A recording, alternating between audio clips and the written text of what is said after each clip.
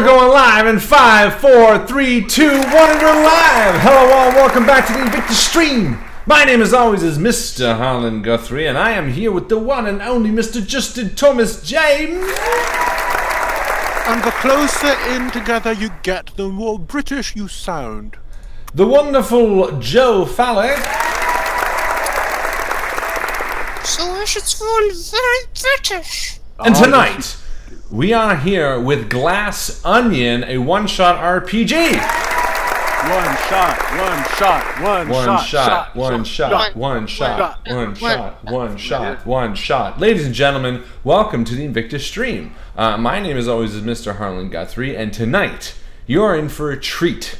That's right, we are playing a game unlike any other game that we've ever played before, because it takes place in a different era that I don't think we've been before, have we? We've never been to the 70s. We've never been to... Well, I mean, in the DeLorean, we've been to the 70s. That's right, yes, but don't tell people we have that. Ladies and gentlemen, welcome. If you are new to the INVICTUS stream, this is the perfect game to start with, because it's a game of silliness and love and compassion. And if you are a reoccurring friend, welcome, one and all. Welcome back. A reoccurring friend. Yeah. Welcome back. I know I'm echoing a lot. It's because I'm in a new home. Woo! New home, new home. Look at this blank wall behind me. That's right. This wall is hungry. I think you guys should all send me some stuff so I can decorate this wall behind me with INVICTUS. What should they send you? Bagels? Bagels. Just let me staple some bagels to the wall. I could totally go for some. Bagels and hummus. No, there's enough hummus on the walls already. Ladies and gentlemen, this is of course an 18+ show. If you are uncomfortable with the no-no words and mature subject matter that you are about to see, you don't have to watch. Just go ahead and close the window down. That's totally understandable. But before you do, make sure you like the video. Give us a big old thumbs up and subscribe to us on the YouTubes. That's where all the fun happens. And when we get a subscription, what happens to Justin? I got a big, massive feeling of warmth in my groin. I got a feeling deep inside my dick. That's right. So when you like us and subscribe, you get a feeling inside Justin's dick. So please do that. It makes him feel real good. Boing! They clearly like it. Also, if you are watching us on YouTube, please go ahead and join our Facebook group. The Facebook group is the place where we get together and we have the most fun. All you have to do is go to Facebook, search the INVICTUS stream, and join the group. It's where we get to hang out with you sort of on a one-on-one basis. It's where we get to talk. It's where we get to share RPG ideas. It's where we get to do everything we've ever wanted to do and more. So make sure you join the Facebook group because it is definitely the cool place to be. That's right. And well, I didn't do that. That was just the sound effects of the world. You can of course follow us on Twitter and Instagram and all those lovely little social platforms as well. So lots of places to see us. Go for yourself. Whoa, sound effect city today. Ladies, my hands are up here, guys. Oh, sorry. That's right. I will say one thing, that when you join the Facebook group, you're going to be welcomed warmly. I say that because as of late, it's felt like we've having an influx of people. And the people that we've been getting have been more and more inclined to join the conversation and sort of include themselves amongst the conversation starter badge section. So we've been really lucky at the people who have been joining lately. So if you're someone who likes RPGs and wants to hang out and chat, please join the Facebook group. When you join the Facebook group as well, you earn the chance to join the Hall of Fame known as the MVP. That's the most valuable post. It's the post of the week that we distinguish amongst the rest, and we say, hey, you done good. We like your style. We like your style. However, this week sort of goes against the entire name because this week's post winner didn't actually make a post at all. I know. This week's MVP goes to someone very, very special. Wow. Miss Carly McConnell.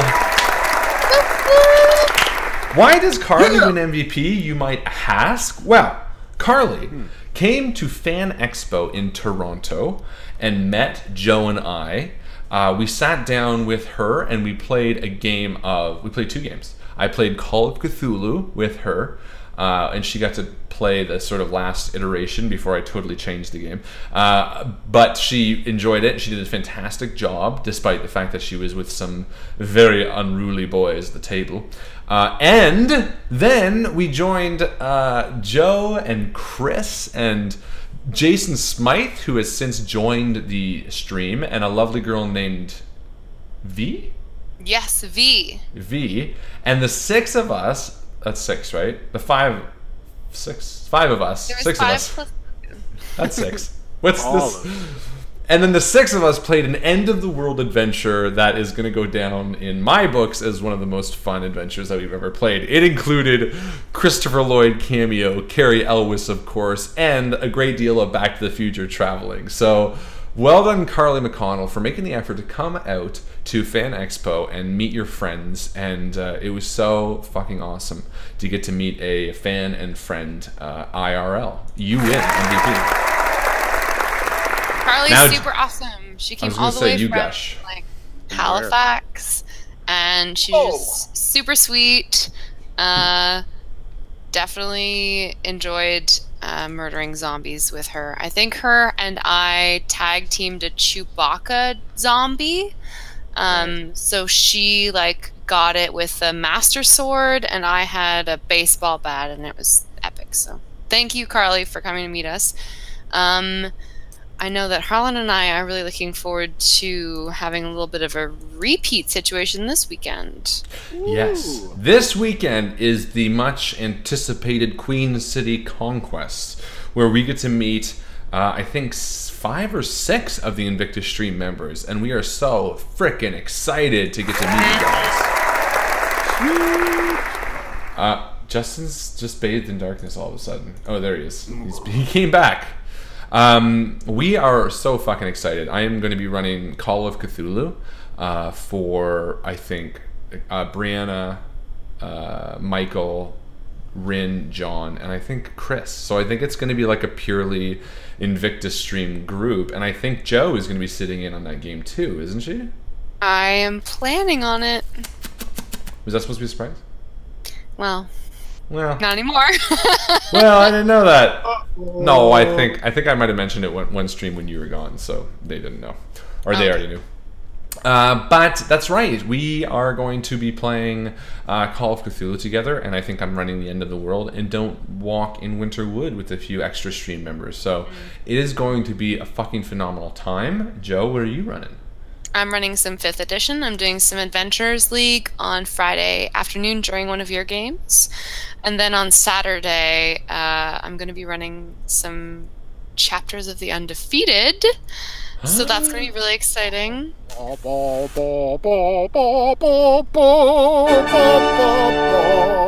I should have the credits.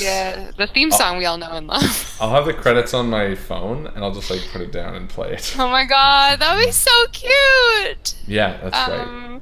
So we're gonna have some stream mates on the roster. Harlan's gonna be playing Graham. I'm gonna be running a table of chapters of the Undefeated members, people from the Facebook group, Broodlings, as they are referred to. It's gonna be really fun. And then, even if you're not coming to the Queen City convention, Queen City, third word, what is the Queen City Conquest? Even if you're not coming to the convention, we're gonna be having a pub night. The details are in the Facebook group, but that will be Saturday at 9 p.m. Come and hang out with us. Buy Harlan a beer. Buy him 1 chicken wing. 1? Well, each of them will buy you 1, and then then I'll have like almost a pound. like a dozen or something. Well, that would be very fantastic. exciting. I'll take 1 chicken wing from everybody, please. Yeah, it's going to be so fun. So please, if you are still on the fence about coming to Queen City, definitely come. It's going to be Chef kiss. That's the chef kiss, isn't it? Like a I think that's what they do. That's what I do. That's right. So well done, MVP Carly. Well done for joining us in Fan Expo. And please join us in Queen City this weekend. We are leaving tomorrow. Tomorrow. I love you. Tomorrow. You're always a day away. So yeah, that's what's happening. I don't think... Is there anything else? I didn't write anything down. Oh, we have the results of the contest that we will be talking about at mid-game, maybe? Mid-game post. Yes, that's right.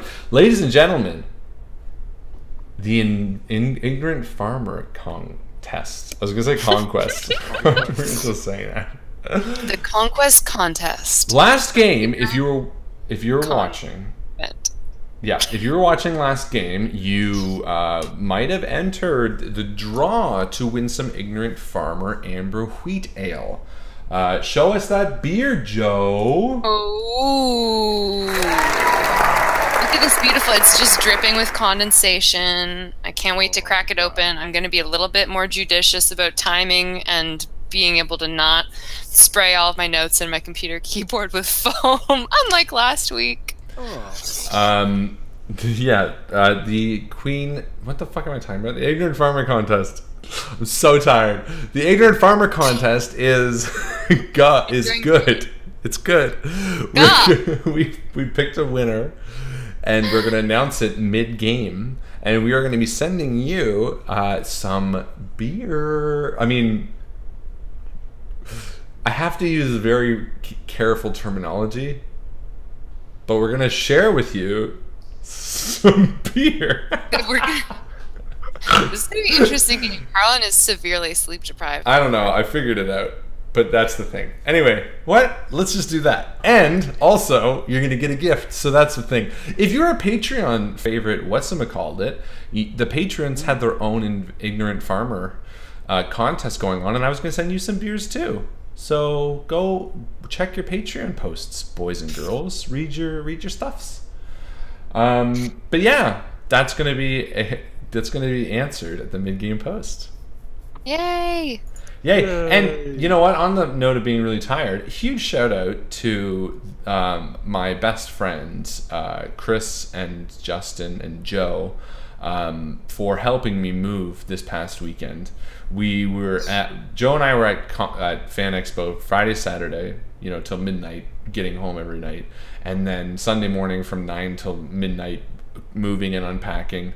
And these guys helped so tirelessly. So thank you guys for that. Round of applause. You have my sword. And I helped.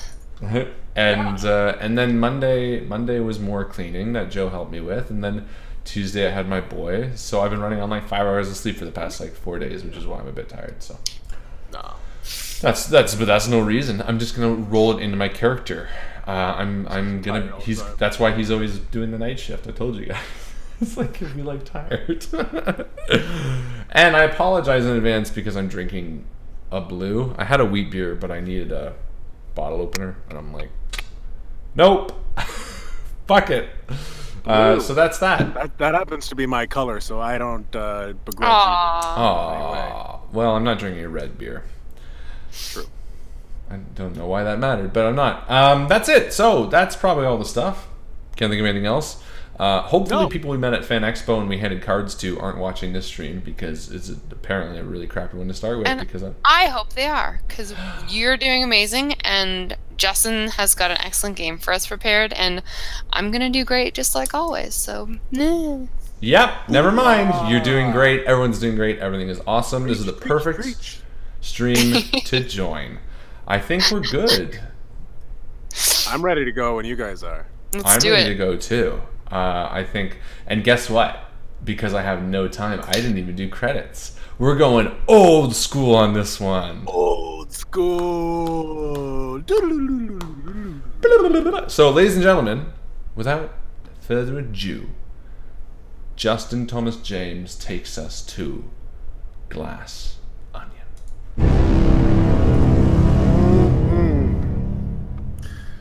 sugar plum fairy, sugar plum fairy. A glistening orb is suspended in the air. It looks like a bead of morning dew before a blurred background of green grass.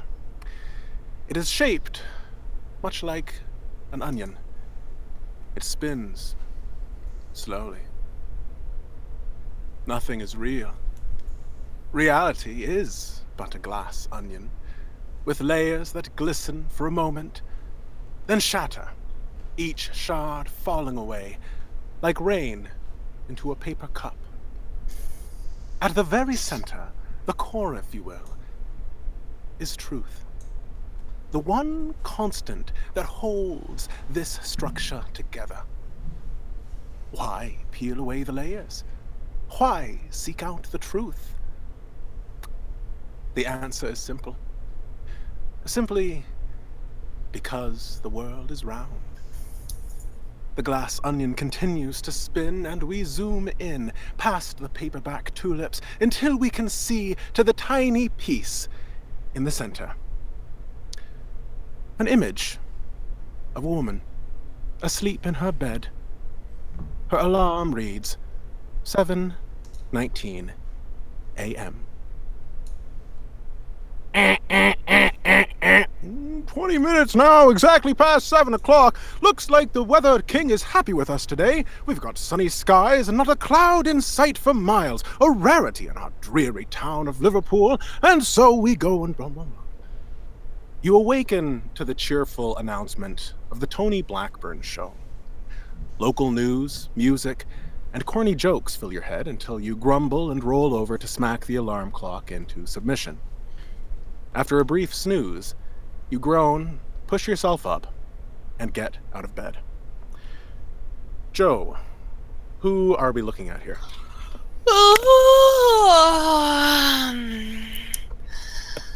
Louise Ailing finally swings her feet around and sets them on her shag carpet. She wiggles her crimson painted toenails.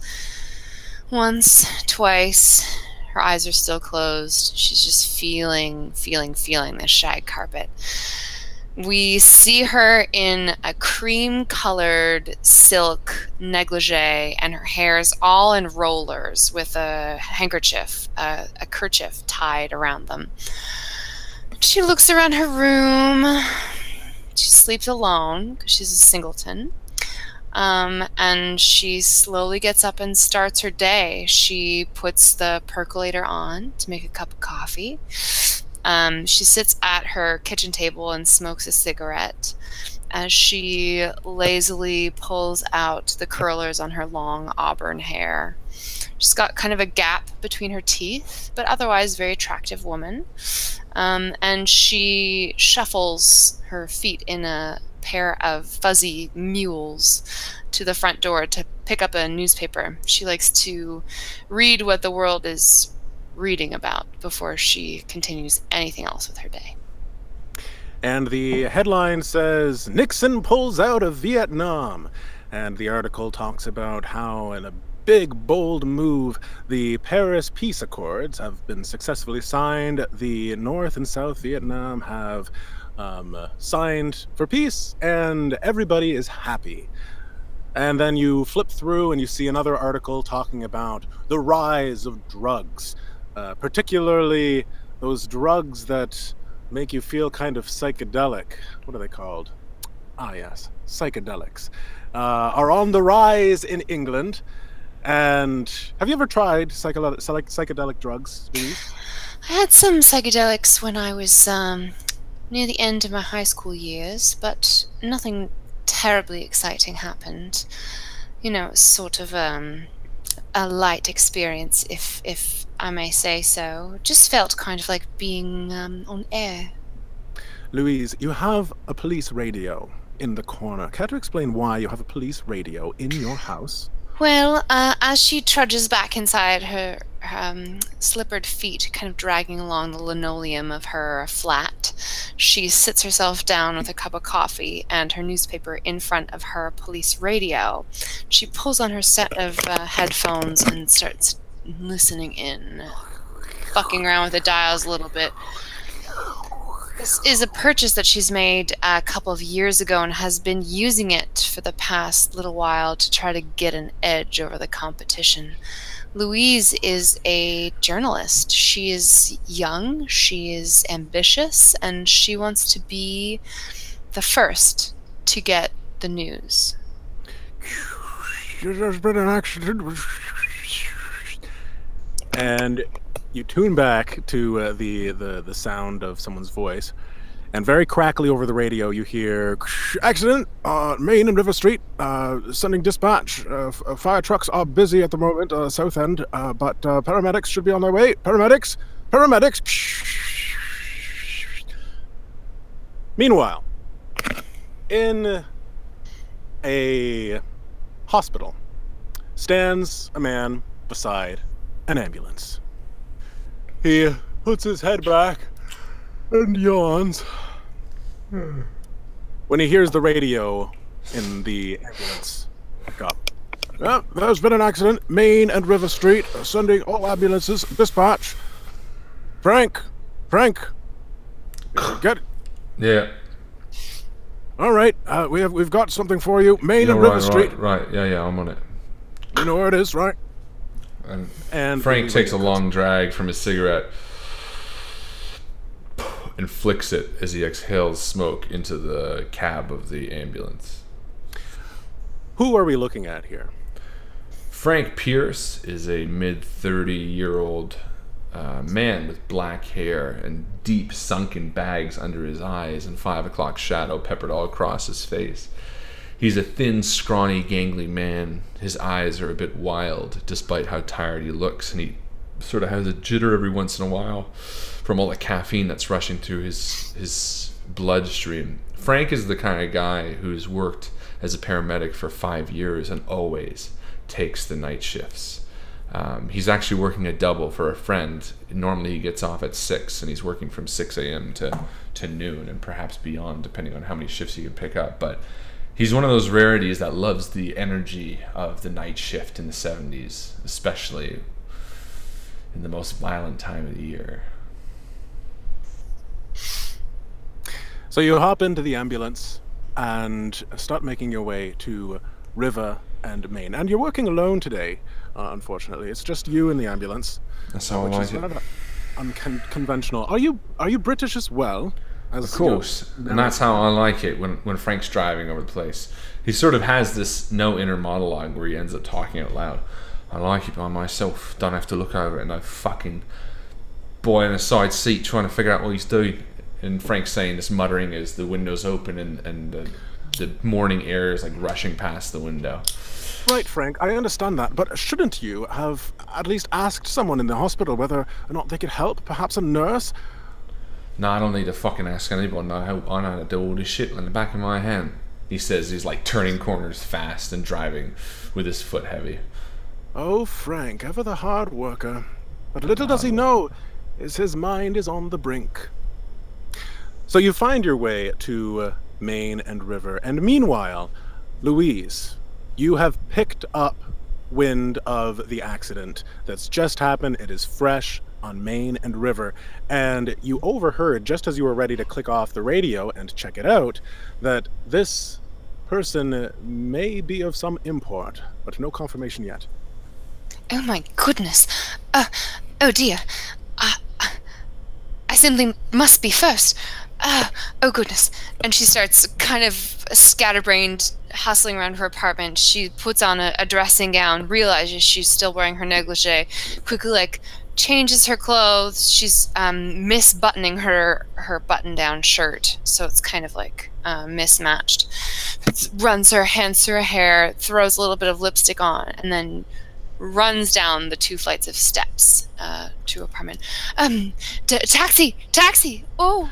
Taxis all seem to be busy this morning, Louise. There is a bus just down the street.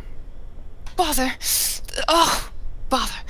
And she runs down, little pumps clacking on the sidewalk as she runs to the next bus stop, and she flags the bus down.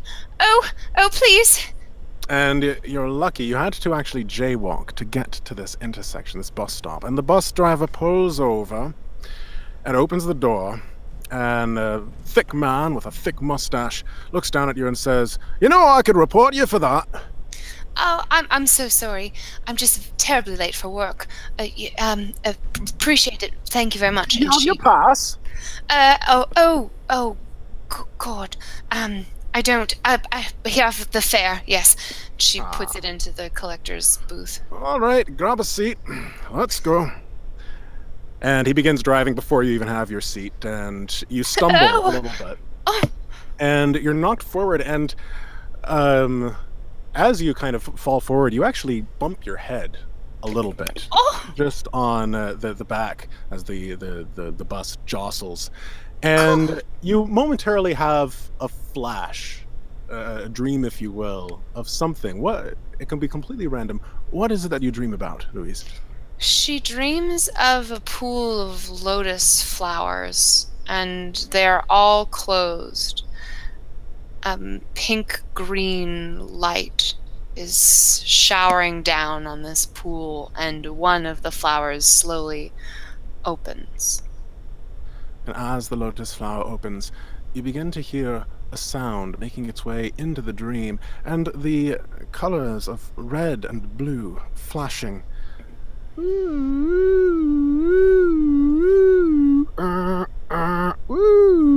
And a sound stirs you, and you look around and you see flashing lights, and you see the bus driver saying, "Oh, damn it. Accident on Main Street. Just what I need." This is, excuse me, could I please get off here? This isn't an official stop, you know. I know, I'm just terribly, I'm in labor. You don't look like you're in labor. Please let me off of this bus immediately. All right, fine. And he opens the door. I'm not moving anyway. And you step down, and you see a crowd of people standing and staring around, and there's a few bobbies in the center trying to calm people down. And the source of the sirens, you can see it down the street, as Frank Pierce arrives in his medevac ambulance. And Frank pulls it up with sort of a wild disregard for anything, and it screeches to a stop, and he sort of like People are bumps jumping it. out of the way. Oh! Not that crazy, but basically he's like, he stops with a big irk, and it sort of falls back, and he locks it in, and he turns off the key, and he climbs out, lighting another cigarette, and grabs his like pack and hangs it over his shoulder and begins walking to the crime scene. And a Bobby parts the crowd. She sees you, and she tells the crowd to move away for you, and gestures you over. And she says, "Oh."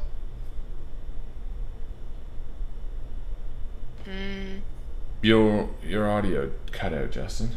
Yeah, can you hear us? She says, "Oh," and then... Yeah, I heard she says, "Oh," and then your audio just totally cut out. But we got a lot of very impassioned... Did you kick your power cord out maybe or something? It felt like your mic just died. Well, that was fun. Good game. Yep. Good game, everyone. Good game. Well, as my friend Joe always likes to say... Let me walk over to Louise. Well, I think as Louise gets out of the bus, she sees Frank and recognizes him. Mm-hmm. And Frank's sort of like, oh, there you go. All right. Let me see if this will work. One more time. Focus right. Oh, something's... Okay. Well, I'll just use this. I am tinny, but... For some reason, I think my my sound system doesn't like the humidity. It's extremely humid here. Oh, that makes sense. Ridiculously humid. So I think it's never done that before. So I'll check it one more time, but I don't think. Yeah, I don't know if that's working. That's working. Much better. Yes. Okay, then we'll do that. All right. So, Louise, you see a paramedic that you recognize speaking with one of the bobbies. And I'm like... As people are trying to look past and say, oh, who was it? That's a nice-looking car there. Oh, and I turn to the Bobby and I say, it's all right, what's up? And I start partying through the crowd, like, you know, going about my business. Oh dear, it's the strangest thing. Honestly, just happened maybe 15 minutes ago. A car, that one there, came speeding around the corner, and the first one, and you see the scene is pretty clear. It's in the middle of an intersection. A nice black Cadillac, we'll say, was just pulling into the intersection when another car coming from River Street perpendicular just smashed right into it. It happened very quickly, apparently. But there wasn't too many people to see, to be honest. It's a little too early for that still. It's all right. It's all right. Is anyone responding? And I can continue walking towards the cars. Well, the firefighters are down in the south end. They've got a big blaze that they're dealing with there, and you know this police officer. Her name's Rita, and you've seen her a few times at scenes. Very, very pleasant, nice, warm, motherly. Tries to do a really good job as a cop, but she can be sweet talked. And says, well, there is this. It's the strangest thing. There's one man, the man driving the Cadillac. He's in there, but there's nobody else in the other car, which is strange, is it not? What do you mean, there's no notion in the car? Excuse me. Excuse me. Hold on one second. And I excuse myself in the Bobby, and I'm like, what you doing here? I told you I'll bring you in the back after. And I walk over to Louise, like, can you keep your hands down? I just was hoping that I'd be able to get a bit of the scoop. And I sort of walk her over to the side of the ambulance, and I'm like, you realise me tipping you off for this kind of stuff is like, can get me fired, right? Yeah, I'm so sorry. Don't be so fucking eager. Don't, like, be jumping through the crowd. If some people start seeing me at crime scenes to see you, they're going to realise that I'm giving you the inside track. Yes, of course. Of course. So what's happening? I don't know yet. You just fucking called me over. I ain't talked to her for like a minute. Just give me 2 seconds. Okay, of course. And I walk over to the Bobby and I'm like, look, I got a friend who's a fucking trainee in the paramedics. Do you mind if she comes and maybe helps me out a little bit? And I'll try to persuade her. Yeah, you can do a persuade or a fast talk. I think this is more of a... I'm going to go persuade, because fast talk has like a short-term benefit. Yeah. Actually, let me see what I'm better at. Persuade. Fast talk is like 2%. Oh, fuck. Are we using luck in this game? Yeah. Oh, it doesn't matter. I needed 30, so 57. So yeah, I know. I bonk it. Dang. You bonk it. And she turns back to you, and she's been trying to hold off people in the crowd. Just stop taking pictures. Stop looking. Go away. Honestly, a trainee.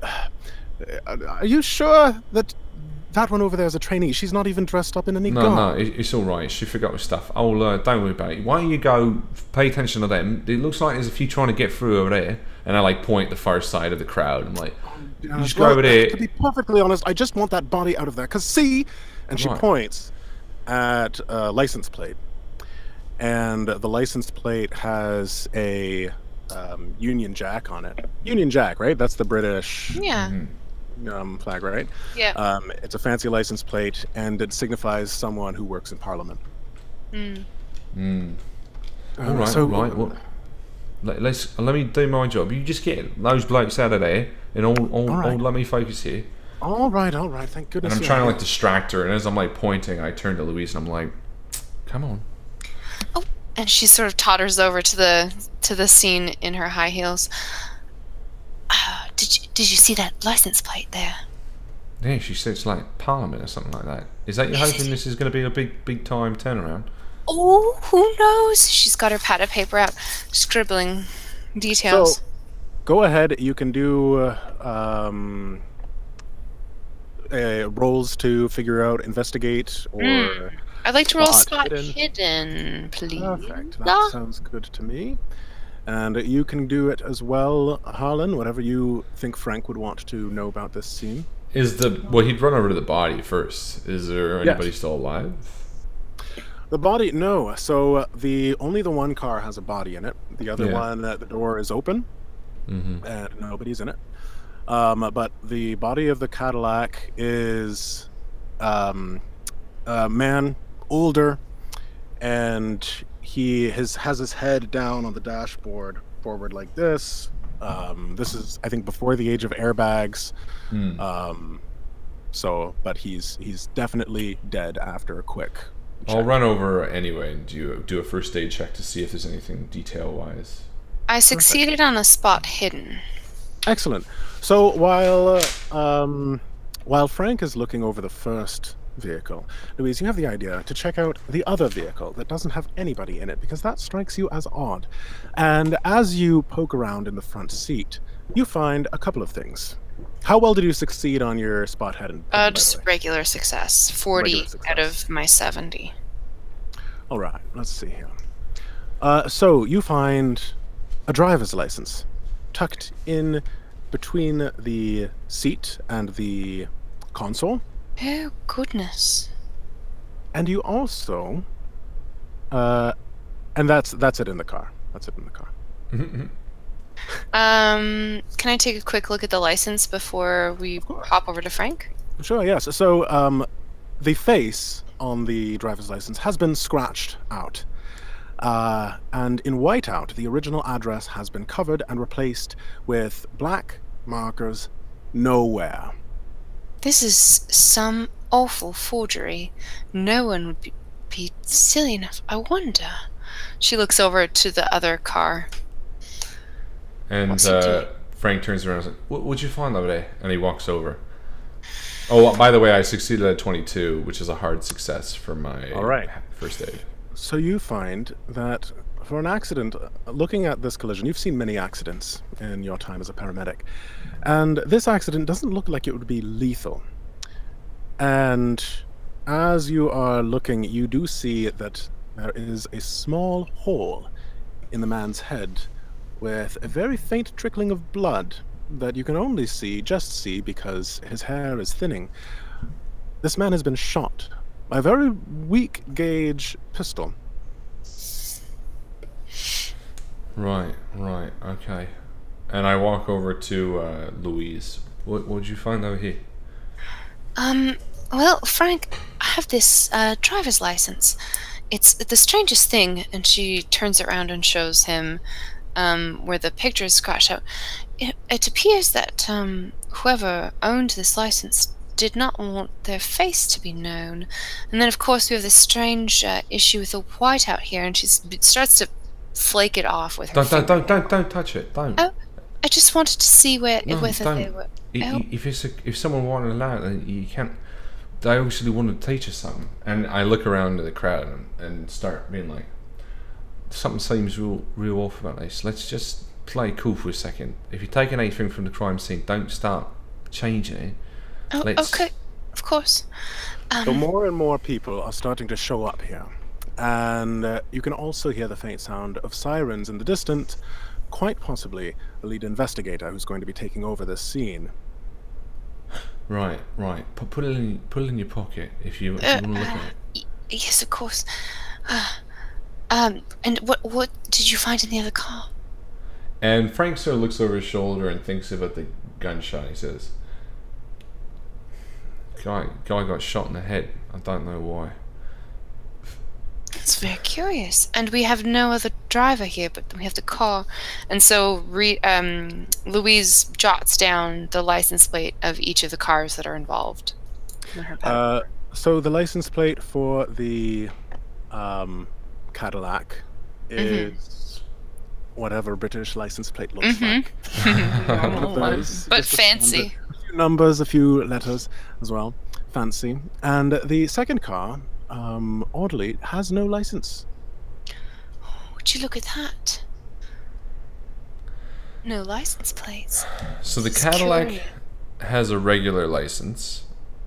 The Cadillac has the Parliament license. And the Parliament. And you can do, you're welcome to do intelligence checks to know, what type of... Oh, yeah, if you're checking the plates, you could do an intelligence check to find out what the actual plate means. But the sirens are getting closer. And I want to clarify which car is there's the Cadillac with the Parliament license plate, and the body was in that one? Yes. And that had a hole in its head, and its license was grayed out. Mm-hmm. No, Perfect. the license is in the car with no plates. Okay, and that is just a what color car, what type? That looks like a real beater. Just what's a good British vehicle? Just a very normal looking. I think Toyotas are British, right? I think so. Yeah, we'll say it's a Toyota. Okay, good. Okay, so that was the beater. That was the one with the license plate, and it was empty. Mm-hmm. Yeah, no license plate on the beater. Perfect. Okay. Sorry, you were saying. I just wanted to make sure I got the two. So the sirens are getting closer, and you see Rita has turned back to you, and she's gesturing at the body like, "What are you doing?" So you're feeling the pressure to get out of here, especially you, Louise, as you know, if the lead investigator finds you here tampering with a crime scene, you're going to be in a lot of trouble. So I'll give you guys. You have time to make one more check, whether it's spot hidden or an intelligence or whatever, or you can do another check, but you're going to be pushing it and you might get yourself caught. I'd like to do a photography check. Just to whip out my camera and take a brief just image of the scene. I can develop it later and perhaps examine it then. I know that it's very important for me to try to escape as quickly as possible. Definitely. So I'm going to do that. And I do kind of a poor job, honestly. 60 of a 50. It's not quite successful. So you take the picture. You think that you might have moved slightly, and that might blur. I think I put my thumb in the way. Mm-hmm. And right, did I check the body for like a license or anything? You haven't yet. So I'm gonna check the body. Do you want me to just spot hidden for that, or just check the body? You can just check the body. You're going to be taking the body anyways. That's your job. Right. Yeah. So I won't like that. Maybe I'll check the glove compartment and like do a general quick car search for. In which one? The one, because she found the license in the beater, so I'll do the other one, I suppose. All right. Spot hidden with a... Did I not roll it? I might have misclicked. Oh, and it's a failure. Oh, yeah. Good. We're off to a great start. You open the glove compartment, and it isn't actually attached, and all of the papers just fly everywhere into the... Lots of papers everywhere. Oh fuck! And I stand up. And the sirens are getting very close now. Oh, we need to go. Let's go. And I lift up the body. I put it on the rollers, and I roll it to the back of my ambulance. Perfect. So you make it to the back of the ambulance just as you see people clearing the crowd. More bodies, 6 or 7 of them, have pushed people aside, and there's one man at the front who looks very serious. Whoops. Whoa. And yes, so the power goes out for a second as well as thunder rumbles overhead. Actually, there's no thunder because it's supposed to be sunny, according to Tony Blackthorne. What was his name? Just no shit. He's an awful journalist. I guess you would know. So you pop the body into the back of the ambulance and make your way away from the crime scene, or do you stay there? No, I think Frank would fire it up and start driving. Sort of frantic. And are you with him, Louise? Yeah, I would have told her to get in, or asked her if she wanted to get in. Yes, Louise, she takes the passenger seat, but she sort of, like, scoots way down in her seat so that maybe she avoids detection. Excellent. And why don't you go ahead and do a stealth roll? I will do You so. have met the lead investigator before.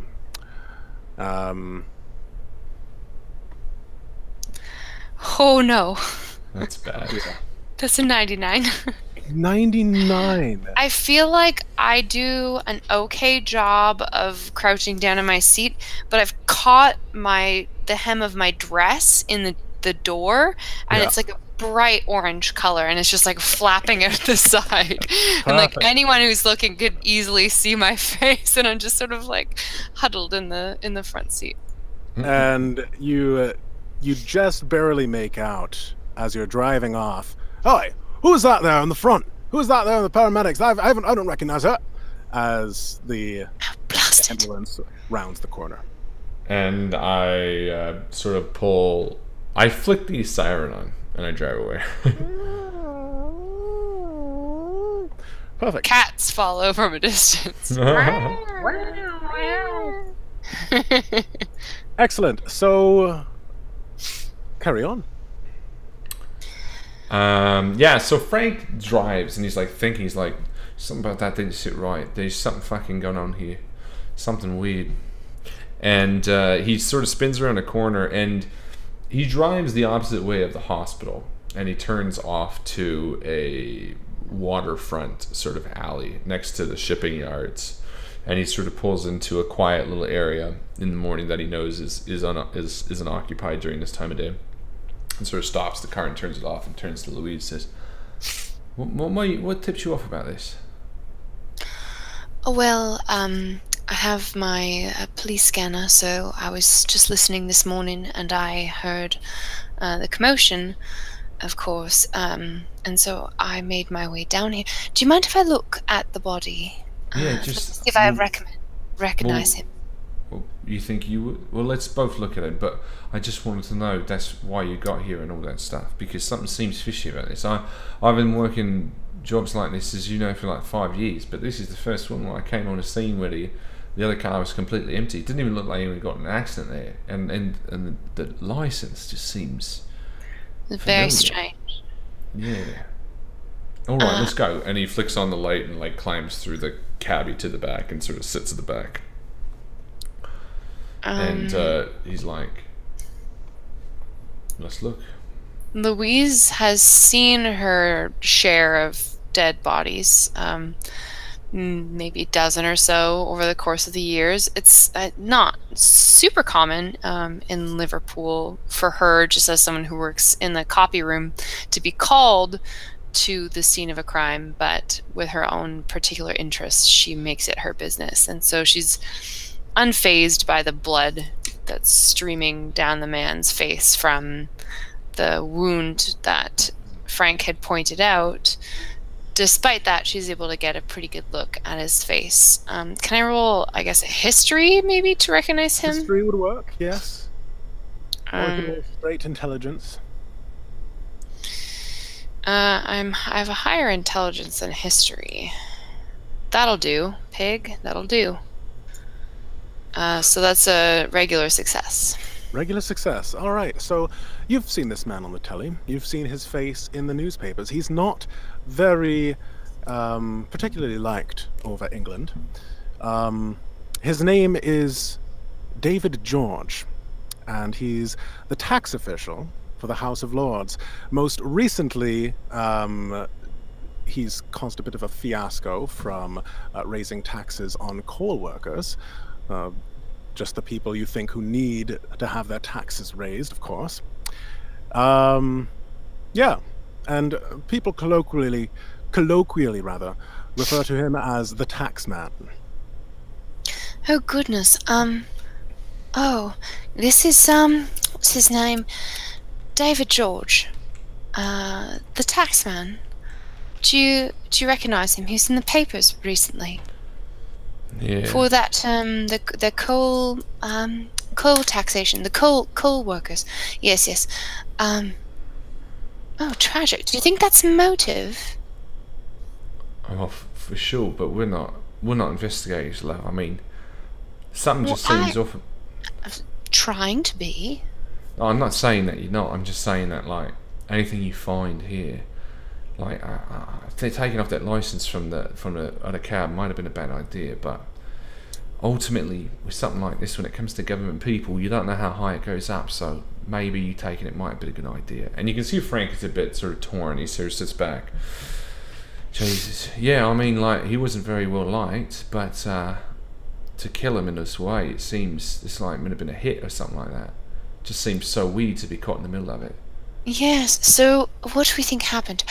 If he was driving his car to work this morning, and then he was shot.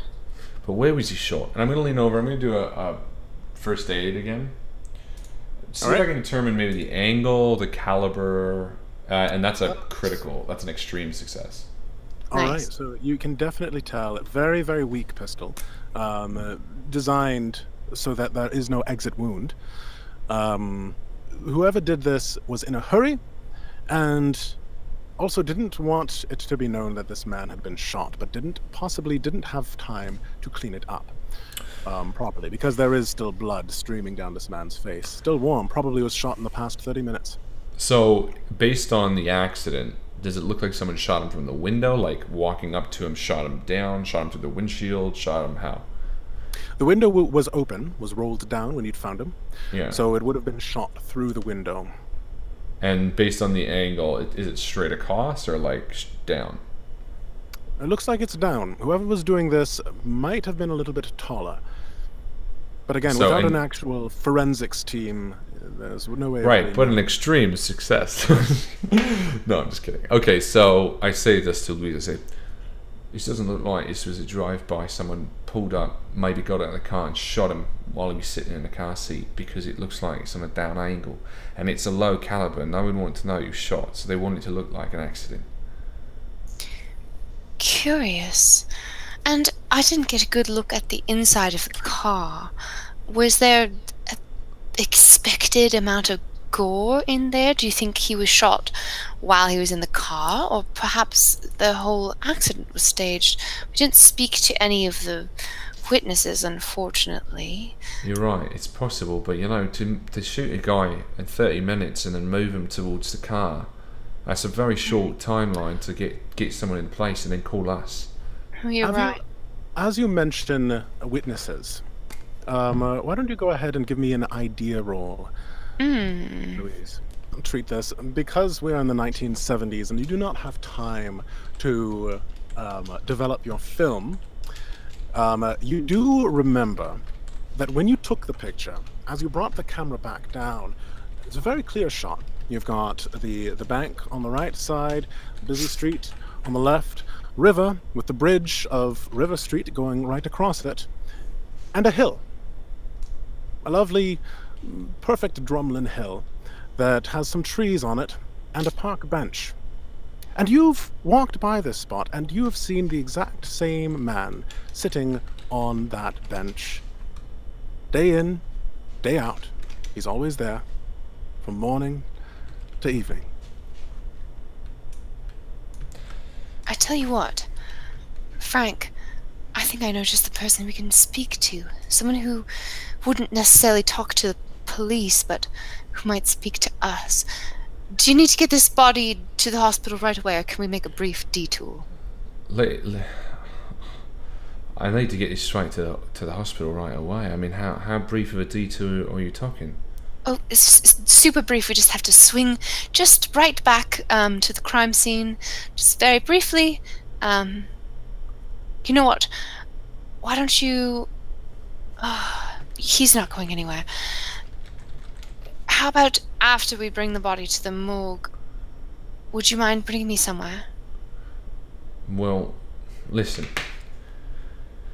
And he looks at his watch. My shift's about to end, and frankly, it's not just that I'm curious. I also don't trust whatever's going on. If something's happening here, and someone was wanting to assassinate David George, and we're caught up in it, I don't trust that you're going to be getting out of this all right.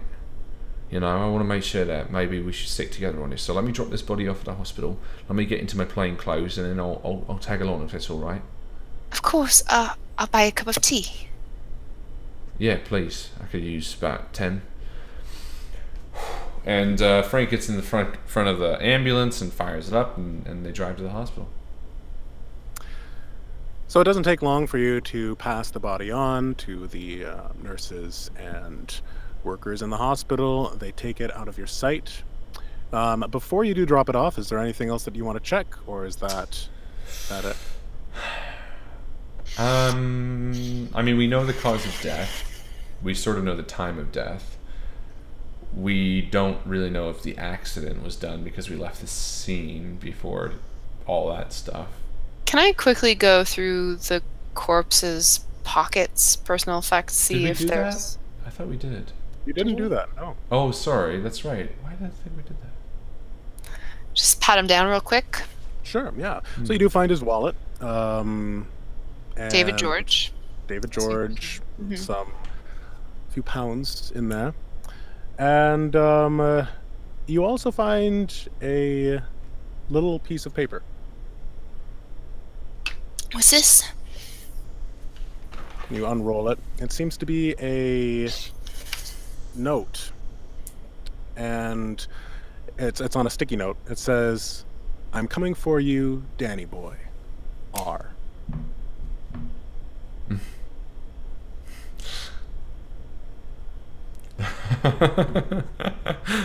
What? Nothing. I'm trying to keep the gags rolling. Keep the accent tight. No, I know I got the accent. I know you do. Yes. What was that? I just.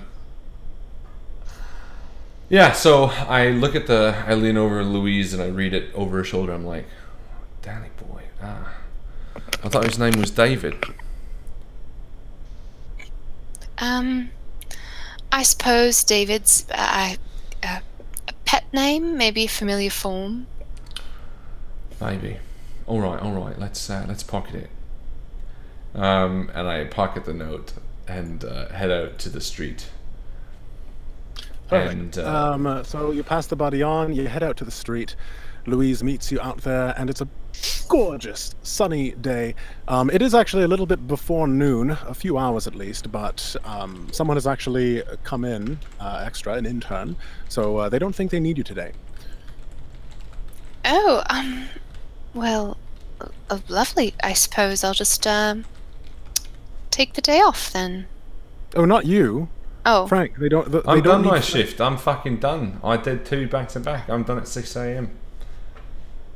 Oh, and no, I said noon, didn't I? That's You right. said you were going till noon, but then they had an intern come in, and It's about fucking time. I didn't want to do it all the time, so I walk in. I'm like, put on my plain clothes, and he's feeling a bit loopy. And he's like, "All right, listen. This is the way we do this now, Louise. Now that I'm not a professional, I want to get to the bottom of this. I think realistically, we're into a major conspiracy time, and I need to crack myself another beer." How much more unbuttoned can Frank Pierce's shirt go? Let's find out.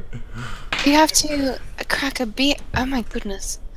I don't think it's appropriate to be drinking on the job, especially when you're driving me around, but I suppose that's fine. This is before drinking and driving was even known as an issue. This is the 70s. The roaring 70s, as they call it nowhere. Oh yes, the roaring 70s. The roaring 70s? 70s, of course. The roaring You 70s. can drink and drive all you like. I'm sure we all have one uncle who talks about the days of drinking and driving. I drive better when I'm drunk. Yeah. He literally pulls open a beer from his from his locker at work.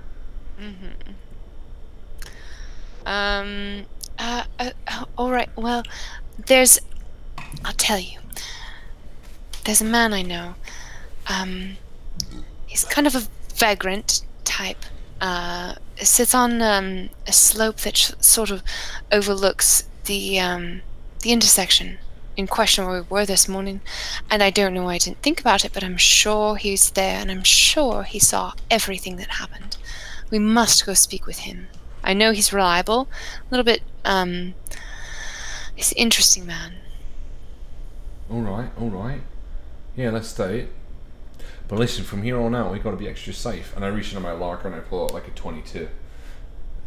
I don't carry firearms, but I trust you know how to use it. No, I don't want to use it. It's a tactic for bluffing. And I flip it open. You can see the chamber is empty. But I'm like, All right. Okay. Wonderful. Let's go. yeah, all right. And I get in and I hail a taxi. Taxi. You thought he was going to drive you? I did. I was like all concerned that you drank a beer. Who's gonna drive me? Oh, no! Don't drink and drive, ladies and gentlemen. It's dangerous. I don't condone drinking and driving. So you hop in the taxi and you drive. You take your long drive. Eventually, you're on main street, which runs across the river, or along the river, rather. And why don't you describe the drive? What does downtown Liverpool look like along the waterfront? It's beautiful. I was born here in Liverpool, and it's late summer, early fall. The trees haven't started changing yet, but a couple of people wearing longer sleeve shirts today. It's got a kind of a cool breeze coming off the river, and very quaint townhomes, all painted gaily, and kids riding bicycles, and it's gorgeous. And what does Frank see out the window? So Frank is sort of like a ticking time bomb. So the more he stays awake, the crazier he gets. And this is something that he has known about himself for a long time. So like as he's sitting in the back, he's like looking around a little bit more and like jolting around a little bit more, and he's like smiling. And then he like, when Louise catches him smiling, he's kind of like, it's a beautiful time this time of year. Is it autumn? Nearly. Yeah, it's beautiful. It's beautiful. Listen, I was thinking a lot about this David George, and I was thinking, David George, yes. Right, what if he was trying to get himself out of the limelight, right?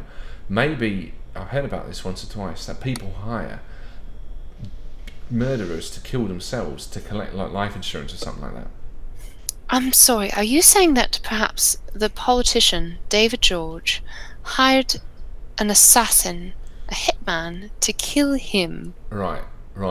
So now that I'm hearing it say out loud, I'm thinking maybe it's not exactly what it's not a well-oiled plan, was it? But I think there's something there. I'll work on it. Let me just. I'm curious if maybe this has something to do with the coal workers. I know that a lot of people were very upset about his decisions politically.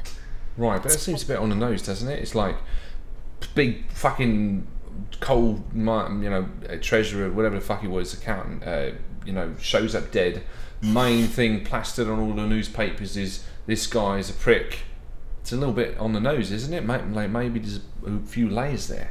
Well, I don't know. We need to go hunting around for anything more than what's obvious. Perhaps what appears to be is what is. Right, like Occam's razor and all that jazz, huh? Yes. Right. You've crossed the bridge of the river, and you find yourself going around the hill at the bottom of it. And all of a sudden, the taxi stops and says, "You're here. You've arrived." Right, cheers. Yeah, and I slapped some change in there. 40 quid or whatever. How much is that? That's No one knows. Literally, no one knows how much a quid is. Oh, that's exactly as much as I need. Oh, thank you for the generous tip, sir. I didn't tip you anything. I gave you exactly what you needed and no more. I didn't even tip you at all. Better than a kick in the teeth, huh? As my mother used to always say. Hey. My mum said that too, and then she kicked me in the teeth anyway. All British mothers. God They're the bless fucking worst. All of them. Everyone. Brilliant. And I get outside and I help Louise out, and I'm like, "Come here, love." Thank you. Oh, thank you. Did I tell you I was working 2 shifts straight last night? I've been a bit wild. Are you? You seem a little bit on edge, honestly. No. This is me and functioning, well-oiled machine Andy. They call me, and my name is Frank. So what does that tell you? We're taking these long steps up this hill. Louise's heels are like digging into the grass. So this guy's up here day after day, eh? Well, I've never been by here and not seen him, so it would be very odd to miss him. We shall see. And as you get closer, you're walking through some trees, and you can hear birds singing in the trees, and some pigeons, the hooting of pigeons. Do pigeons hoot? The cooing? These ones do. In England, they definitely do. And you hear some shouting. Hey, fuck you! Fuck you, I'm a pigeon! Go fuck yourself! Back off now! Back off! I already gave you your breakfast. Aye. Oh, that's him. That's him. All right. Let's just take it easy. He seems like a bit of an idiot. Now, Reginald, I've already told you, and you already ate your bread. I watched you do it. He likes birds. Right, who doesn't? And Frank walks up and he's like, "Excuse me, Mr. Oi." And he looks up, and this man is Mr. Oi? very, very hairy, very big. He's wearing multiple layers, even though it is like 20 degrees out. And he just looks really grimy. His face is mucky. And he looks up at you. And one thing that strikes you as peculiar is there's a piece of paper like stuck up his nose. Where it almost looks like it's rolled up and stuck up there. And he You says, got something up your nose, mate? Oh, who's asking? Name's Frank, and this is my friend Louise. Oi. Hi there. Why are they talking to me, Reginald? Well, shut that dog up! Well, listen. What was your name again? Sorry, I missed it. Oi? Johnny. Johnny. Nice to meet you. Johnny's my name. Nice to meet you, Johnny. Frank?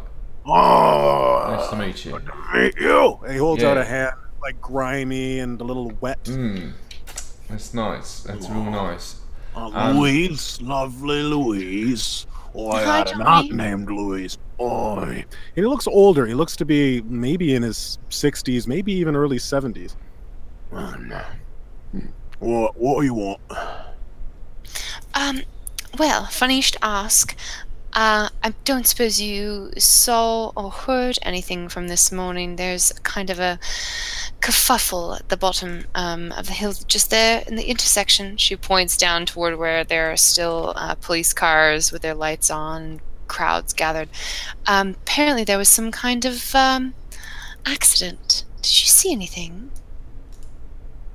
Oh, you one of them journalist types, aren't you? Oh, well, yes. I mean, aspiring journalist, of course. I've spoken with your type before. Oh, I know exactly how to speak with you, young lady. Oh, and what's that supposed to mean? It's supposed to mean that if I've got information that you want, then you're gonna have to start paying up pretty. I'm supposed to pay you? Well, For what else am I supposed to sell? Pigeons? You want to buy a pigeon? Oh no, thank you very much. Well, you can either buy a pigeon or my information. Well, it's about the same. Oh, how much is your information worth? And his eyes go wide as if he's thinking of some big Just number. never thought about this before, yeah. £10. I'm not going to pay this Think bloke you could £10. find that money? How about £5? All right, do a persuasion. Okay. Persuade. I succeed so good I got 007. 007. That's James Bond's number. That's a hard success. Alright, I've never been good at this whole haggling thing. But, I mean, alright, I'll take £5, but man's down on his luck and you can't even give him £10 for some good information, I tells you. Oh, Well, boy. £5 is all I have.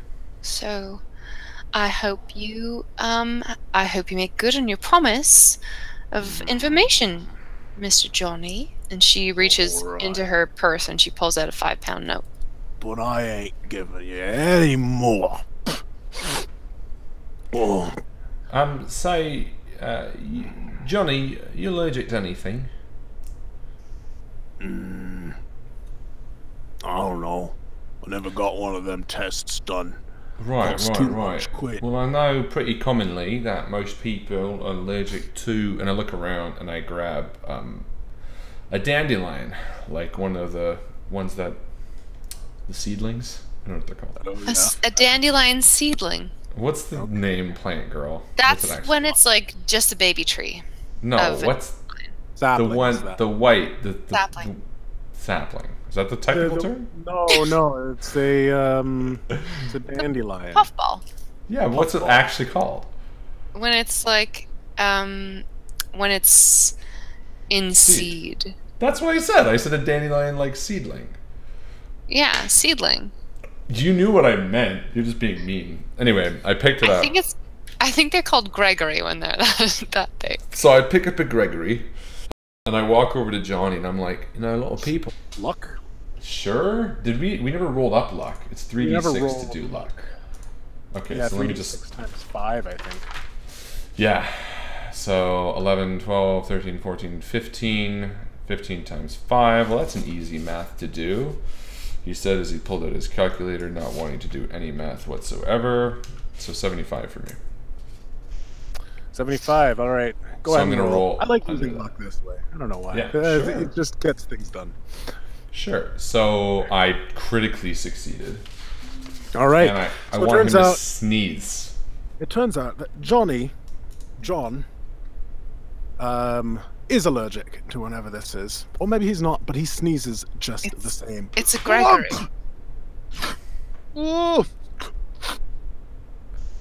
And the piece of paper shoots out of his nose and lands on one of the pigeons. And Frank reaches into his back pocket and pulls out some of the rubber gloves he uses as a paramedic, like all the time, and snaps one on and reaches down and grabs it. Thank you, Johnny. No reason. Just curious about something. And I walk over to a near tree and I unravel it with like a stick and I look at it. Perfect. So it says. Oh, where is it? Oh yeah, it looks like it's torn. It's torn from a piece of paper, an old piece of lined paper, and all it says is, "I hoped this would say more. Love, Julia."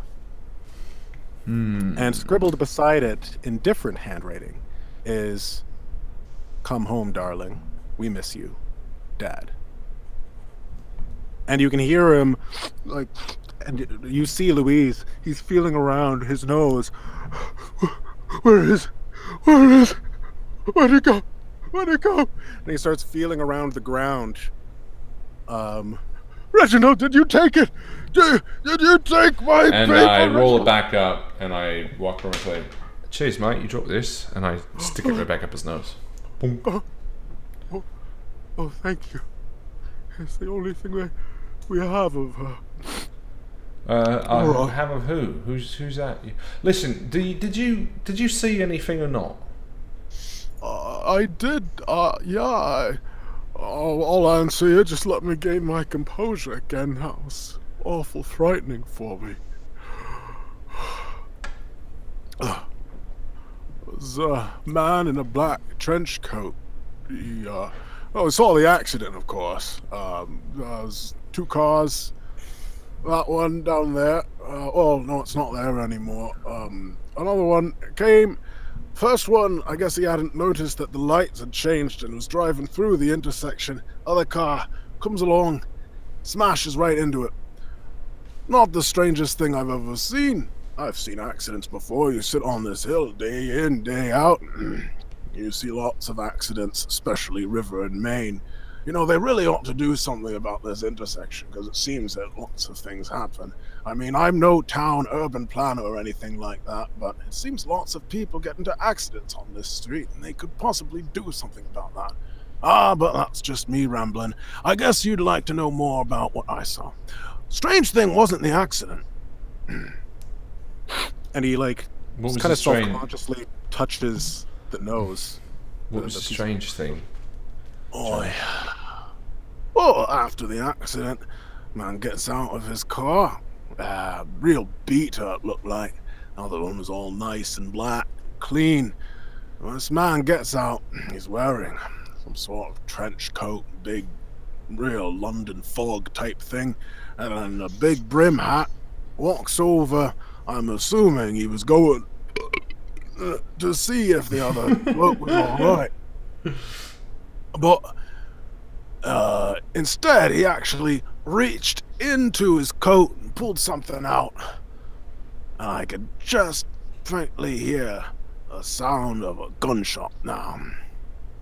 It was very quiet as far as guns go. And then this man turned around, walked right off. That's unbelievable. Could you describe the man? Did you get a look at his face? Oi! You think you'd be able to look... I'm getting Scottish here. Do you think that you would be able to look, I don't know what accent this is, at, and see someone's face from down there? From up here? I don't... Perhaps your vision's My better. eyes aren't as good as they used to be, young lady. Okay. Well, I appreciate it. That's, I mean, awful, but Frank, this confirms what we thought about the shooting. Happened after the accident, in the car, through the open window, and then, I'm sorry, what did you say, Johnny, that the man in the trench coat walked off afterward? Why, yeah, he did. Which direction did he go? All right, down Main Street, deeper into the heart of downtown. It's possible someone else saw him.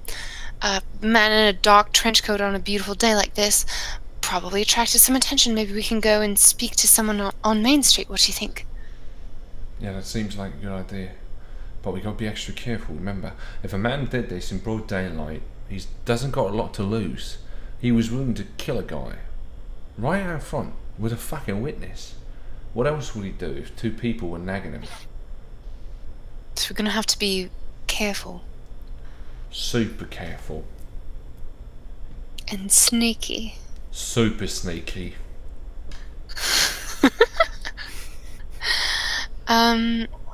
Johnny, thank you so much for your help.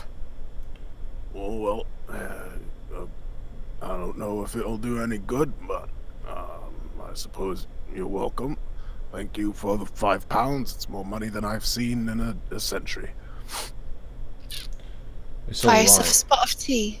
Yeah, buy yourself some tea. And some crumpets. Oh, I do love crumpets. I do. And maybe, third thing. Mustard. Lots of it. Oh, You mustard? ever put mustard on a crumpet? Bangers and mash. I've done it on everything. Bangers and mash, peas, crumpets. Mushy buy yourself some mushy. You ever mix in some mustard into your beer? I always do. I have a pint of beer and I've just put some mustard right in it and I stir it up and I drink it right down. It's just the thing. Ah, see, Sounds you're delicious. normal. My sister Pam thinks it's the strangest thing in the world, but she's daft is what she is. Is there anything else? Or will you leave me and Reginald to our sitting and watching? No, we'll leave you. If you see anything else, please let us know. And I'm sure Julia misses you a lot. I don't know what you're talking about. Me neither. And I turn around and I begin walking away. And I'm like helping Louise as we go down. Oh, thank you. You know, you pulled that £5 out pretty damn quick. You never give me your money. You never asked me to pay you. Yes, I do. When I give you the tips, you only give me that funny paper. I want like real money. IOUs non-stop is what you give me. When are you actually Well, going to pay back a little bit? How much do I owe you now? I don't know. Maybe it's got to be 20, 30 at least. Well, I don't... You have to let me go to the bank. Yeah, well, you know, I got bills to pay. I was out of college. All my money was spent. I still have rent to pay. You don't make enough money being a paramedic. No, I don't. Well... And as the two of you make your way down the hill towards the car, you wonder whether or not there is more to this mystery, or if you've completely solved everything. The real answer is that you most definitely have not. And we're going to stop there for the mid-game poll. Ladies and gentlemen, it's time for the mid-game post. Welcome to the point of the show where we stop the action and we jump to you, the Discord chat, to say, what's up, y'all? What's up, y'all? What's up, y'all? I am. Flying with still different keeping accents it. now. There's my Say very, with a very little bit, good say with a little bit, accent. say with a little bit, say with a little bit southern accent. Oh, how you doing? Ladies and gentlemen, if you're watching this on YouTube, come join the Discord chat. I noticed that a good friend of mine from Fan Expo is in the YouTube chat, but she's not in the. Yeah, Call her but out. she's. What's her name? I forget. No, I don't. I don't know if she's using her IRL name. But she Screen was name. probably, yeah, I don't know the screen name. Nadia, then how do you- Oh. Nadia the Inky. Yes, I know her in real Tell me about her. life. Okay, so ladies and gentlemen, I gotta tell you this real quick story. So cute. We were playing End of the World at Fan Expo, and I had some people sign up for my game. It was a family of 3, and I needed 2 extra people to fill out, and the family of 3 was late, so I really only had 1 player. And then this girl came in who was relatively young, and she came in with her mom and her uncle, and they joined, and she had never played an RPG before in her life. And she was like, "Is this a good game to play?" And I was like, "Yeah." And her parents and her uncle or mom or uncle joined. And they were kind of like, "How long is this?" I was like, "It's like 3 or 4 hours." And they're like, "Yeah, no, we're not doing this." And luckily they were very sweet, but luckily the other family showed up and they were okay with leaving her to play with us, because this person was freaking, I shouldn't say the F word, although she said she was fine with swearing. So this person was 18 plus show. Sorry, yeah, honeybee. sorry. It was fucking awesome. She was so good. She was like the heart of the team. Like, she was the one that kept keeping people like, "We can do this, guys. We got this." Motivation, motivation. And it was her first RPG ever, and End of the World is the perfect RPG if you are new to RPGs. So I was so happy. And at the end of the game, she just killed it. And I gave her a card. I was like, "You should check us out. It was really cool." And she was like, "I absolutely will." And then she jumped on the YouTube, she commented on like a few videos and was like, "Hey, I bet you at Fan Expo, like, are you coming back next year?" I was like, "Yeah." And now she is watching live, or she was watching live. She's not in the YouTube channel anymore. So she might have either left, or I know some people, if they're watching on their phone, they can't watch YouTube and chat at the same time. So my hope is that she's just not in the Discord because she's watching right now. But if she is watching, I won't say your name. I do remember it, but I will use your name, Naya the Inky. So I hope you're still watching this, because that's your little shout out, and maybe you'd enjoy that. So This is why I love con play, because you really get an opportunity to bring new people into the hobby who maybe have never played an RPG, or probably never would have the opportunity. Like, I didn't start playing RPGs until I was like in my late high school, early university years. And how awesome would it have been to have had that opportunity earlier? Really, especially I think with women, and it's just like, it's not really marketed as something that you could get interested in, or at least it wasn't back when I was growing up. So really happy to see people like the Inky joining us. Yeah, that's what we'll just call her, Inky.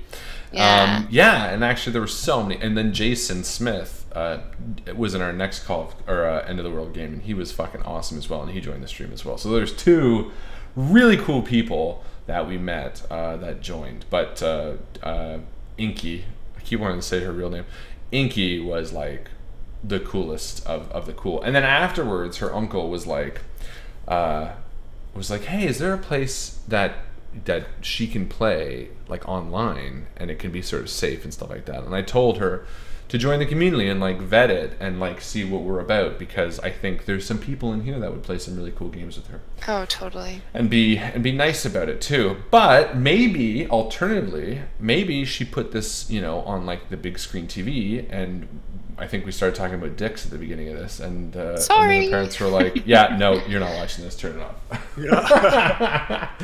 So it could have gone either way, but I hope she stayed around. Who knows? That's that. What were we doing? Mid-game post. We have an exciting contest result to announce. That's right. Ladies and gentlemen, that was only the preliminary drum roll. Yeah, there's going to be 2 drum rolls. There's going to be 7. There's going to be 7 drum rolls.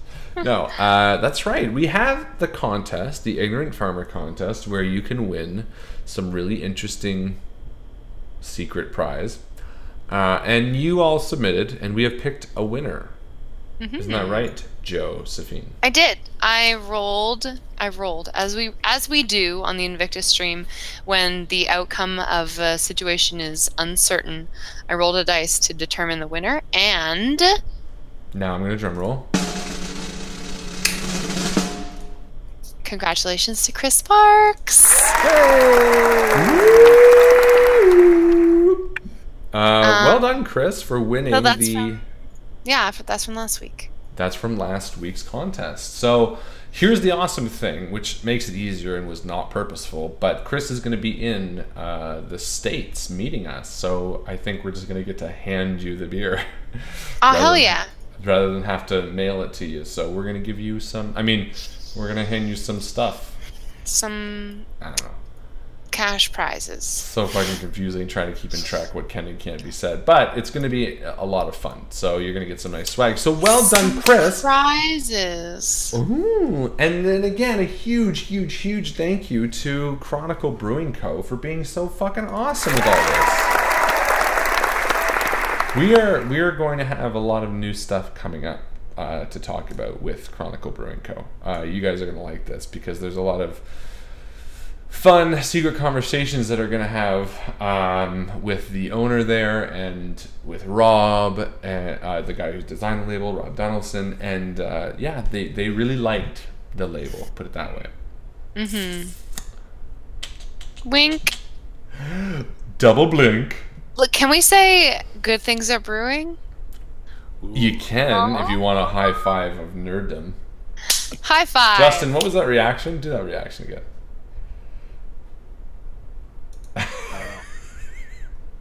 What reaction? You just did something. You were like, literally that head shake type thing, whatever. High five though. I'm trying to think of what to do for the second half of this game.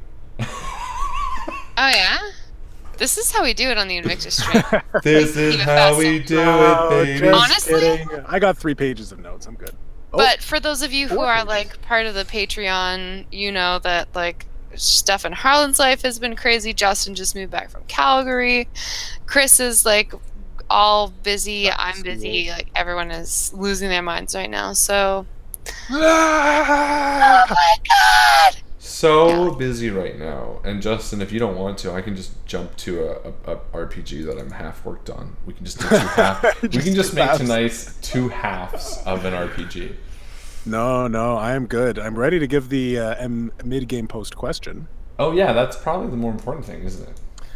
Now we're going to do this one a little bit differently. I am going to give you some time because maybe you will know the answer, but this one's going to be tricky. And you might want to write this down, and we're just going to leave it open for the rest of the second half of the game.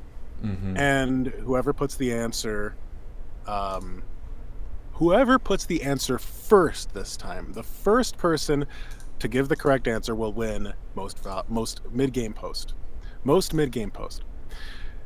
The question is, Rita the Bobby who was working the crime scene, what was her job before she became officer? The lovely Rita, what was her job before she became a Bobby? All right, so you guys have until the end of the game to figure that out, or maybe you'll get it right away. Welcome, Alex. Who's Alex? Did we get a new Alex? Hello, They've got Judge Dredd for their picture, which makes them cool in my book. Judge Dredd.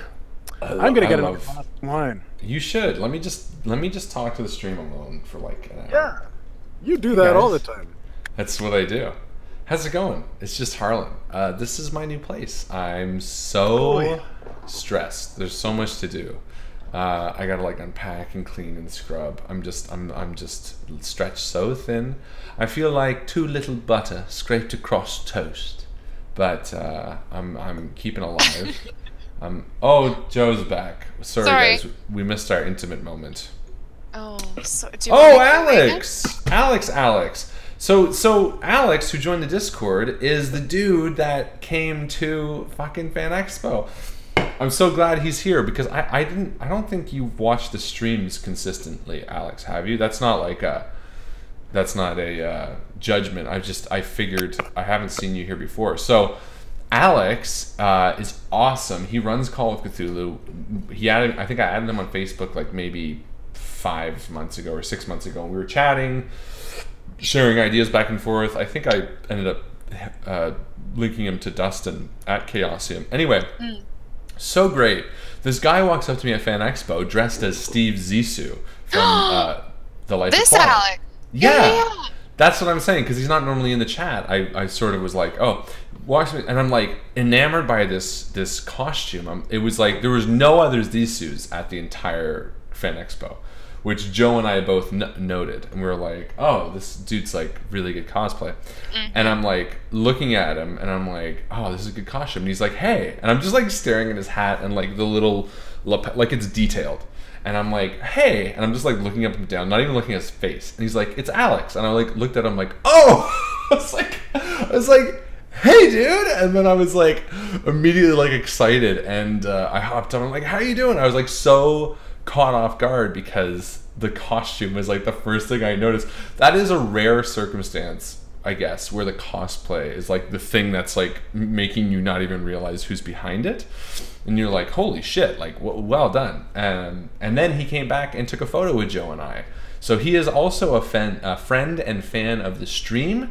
The other person that we met, so Carly as well as Alex. And you know what's weird too? There was another person, another fan was there. There were two. So when I ran Call of Cthulhu with Carly, it was funny because the table was like split left and right.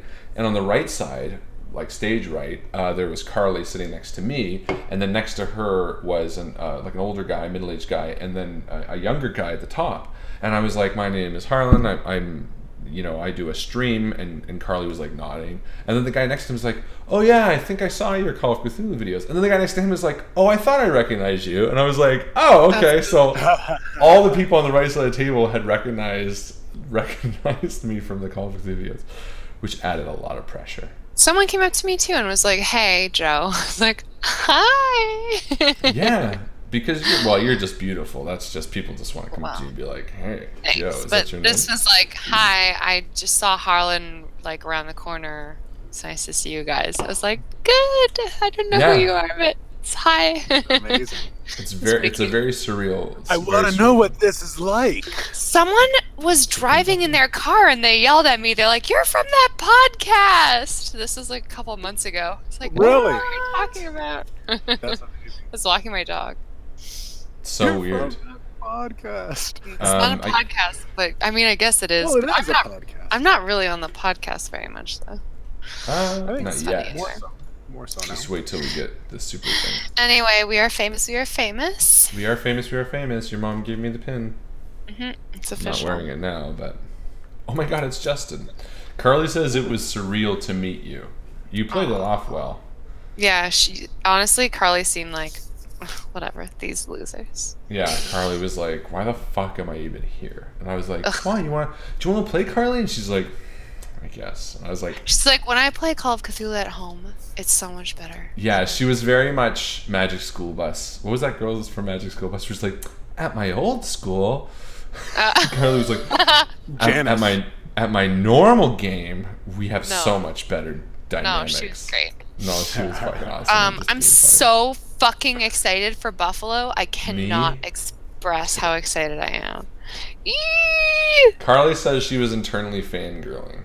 No, she says internally fan grilling, which is totally different.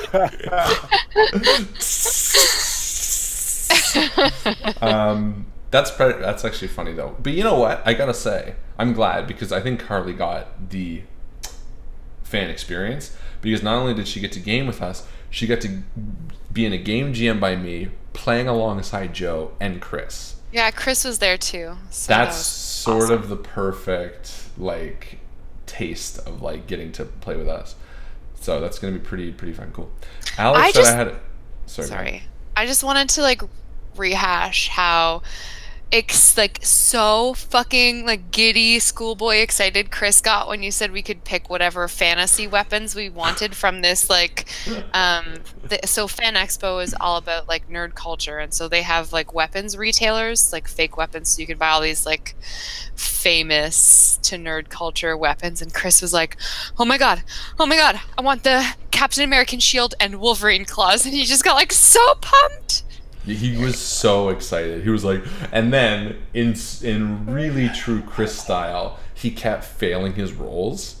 He was so sad. But you know what? Me as the terrible GM / good GM, depending on how you look at it, I was like, whatever, you succeed anyway. Like I remember 3 different people slid down sets of stairs on their shields, which is really adorable. So cool. Carly did, as did V. Carly did, V, and Chris did. And I remember Jason was the other guy we were with, was like really excited to like throw his knives, but he kept missing.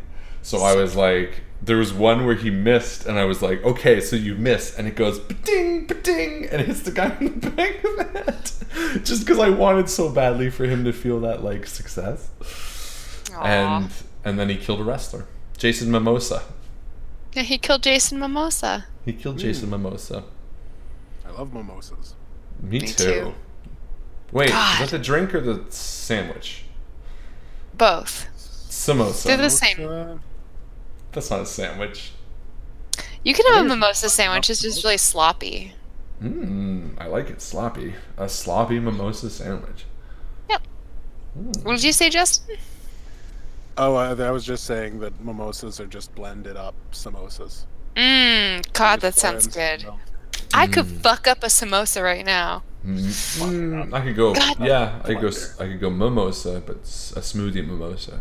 Can we do both? Can we do mimosa plus samosa? And then Yes. compare the two? Bring over the ingredients. Let's start making. Let's make it a late night.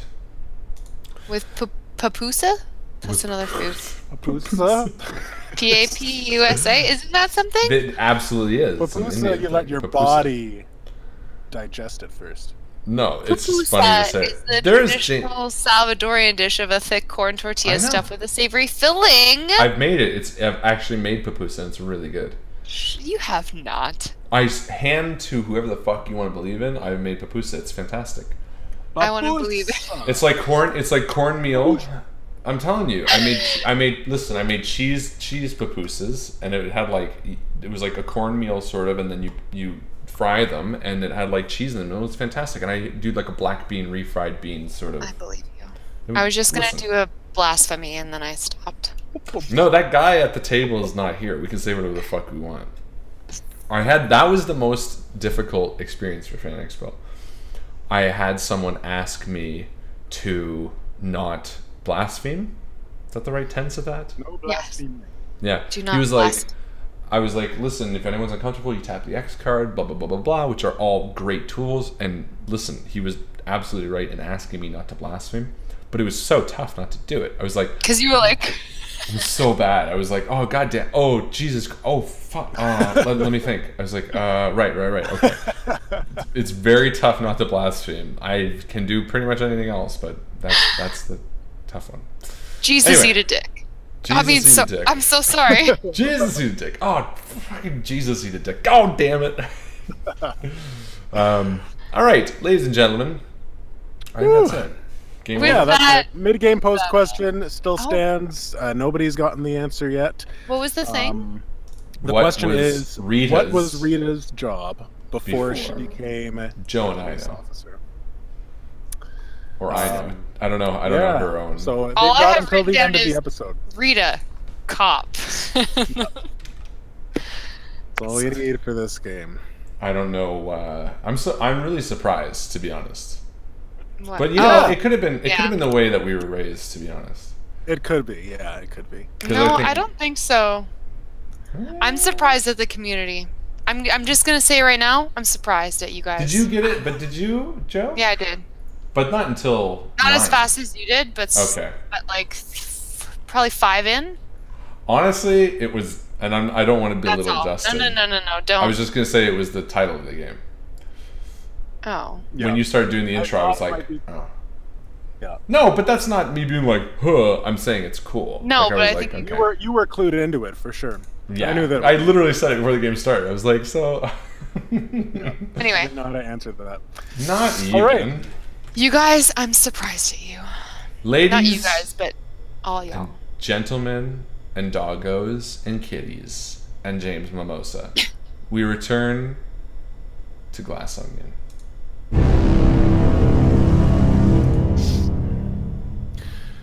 So you walk across the bridge over the river into downtown Liverpool.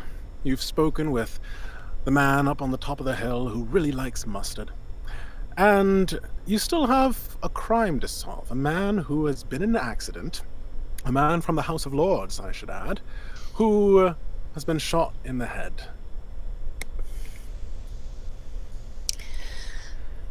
Well, Frank, did you want a spot of tea now? Do you think we can perhaps go to a cafe, see if we can find anyone who may have seen this man? Do it real casual-like, ask around a little bit? Yeah, I know a shopkeep on the way. He's got a little stand. Let's drop by him and just see what's up. All He right. might have seen something as well, and if he's on our side.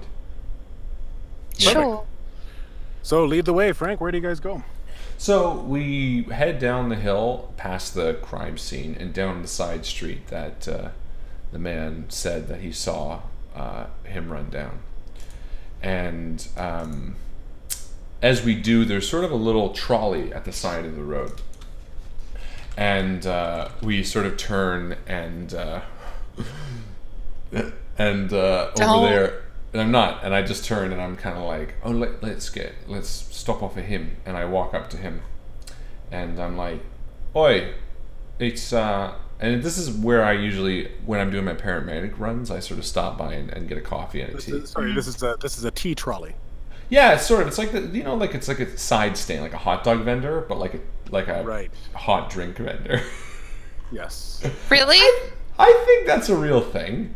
You think there's a late-night tea truck? I do. Oh, it's England. In 1970s England. 1970s England, tea trucks were the thing.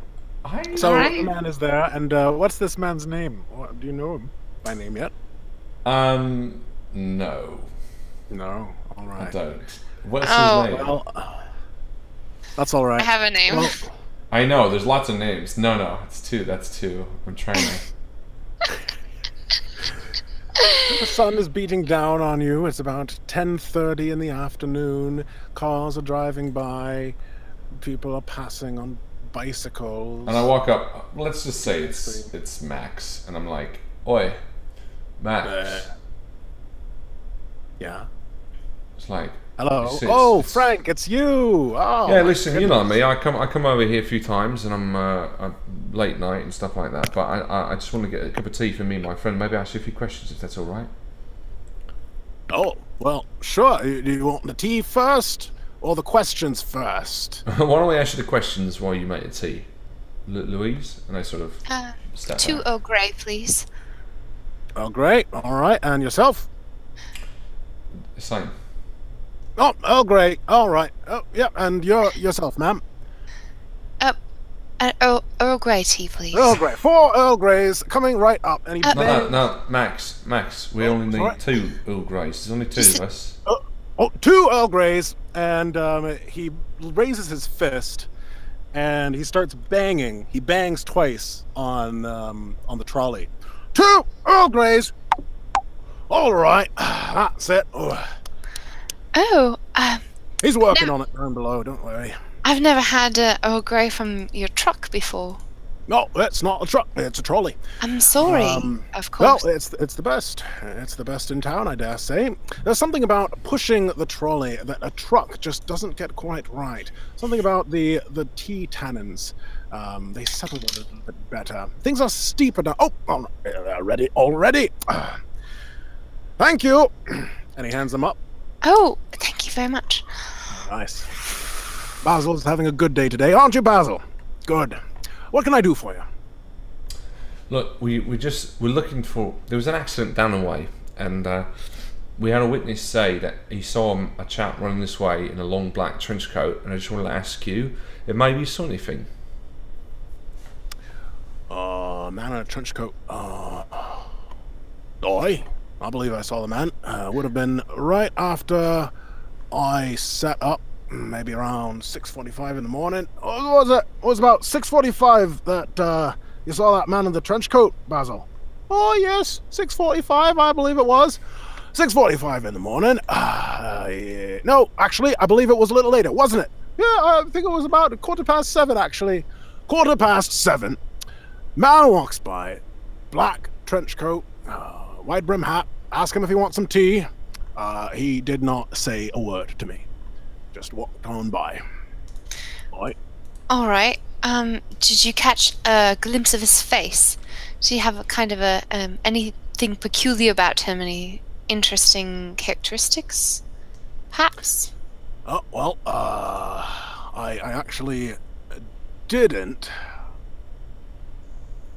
But Basil did, didn't you, Basil? Oh, yes, I did. I saw the man's face. And a man, like a little boy, or it kind of looks like a man, but he's really like youthful face. He says, "I saw a man, trench coat, thick rim hat. He looked very disheveled, like he hadn't shaved in weeks. Possibly hadn't slept in weeks too. He looked rather tired." A disheveled man. I'm sorry. Is it Basil or Basil? Oh, I respond to both. Oh, got it. Did you say he was wearing glasses? No glasses, I could see. Did you say glasses? Do you remember the time and place that he walked by? It was about 6:45 in the morning. Oh, 7:15 in the morning. Oh, right, you're right. Yes, about 7:15 in the morning. Walked right by, across the street. Max there said whether or not he'd want some tea, and the man just walked right by. All right. Did you see where he went? Oh, just down the street. Kept on going. Kept on walking. I actually believe... Oh, that's right, Basil. That was the same man. So this man, he walks down the street, hails a taxi, gets in, drives off. That's the last I saw of him. That's all right. It was a taxi, wasn't it? Oh, no, it was a bus, wasn't it? Oh, no. Yes, it was a bus, yes. He hailed a bus. Was it a bus or a taxi? It was a taxi, yes. All right. Well, thank you very much for the tea. And, I suppose we'll be seeing you. Hey, tell you what, I'm actually just going to be closing up. No, you shouldn't be closing up. Actually, yes, I am going to be closing up. I was wondering if you wanted to go to the pictures with me, Miss, what's your name?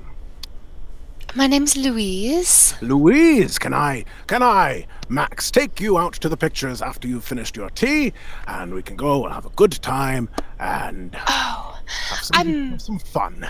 Very flattered, thank you so much. I'm actually quite busy right now, but I will probably see you again sometime.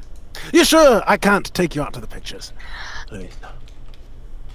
Well, listen, Maxwell, appreciate it, but we've got something to do, all right? Cheers, mate. And I grab Louise and say, "Don't listen to him. He's a bit of a weirdo." I'm into the hardware store. It's all right. Check out my new tools. Cheers. And I cross the street and I kind of take your arm and I'm like, "Listen." Louise is like bumping along behind you. She's like, "I'm never sure how to rebuff the advances I get sometimes. It's very awkward." He's got no shame. I say him ask women straight up, just like, but for a minute. I've assumed that's men too. I think he used to be a doctor or something.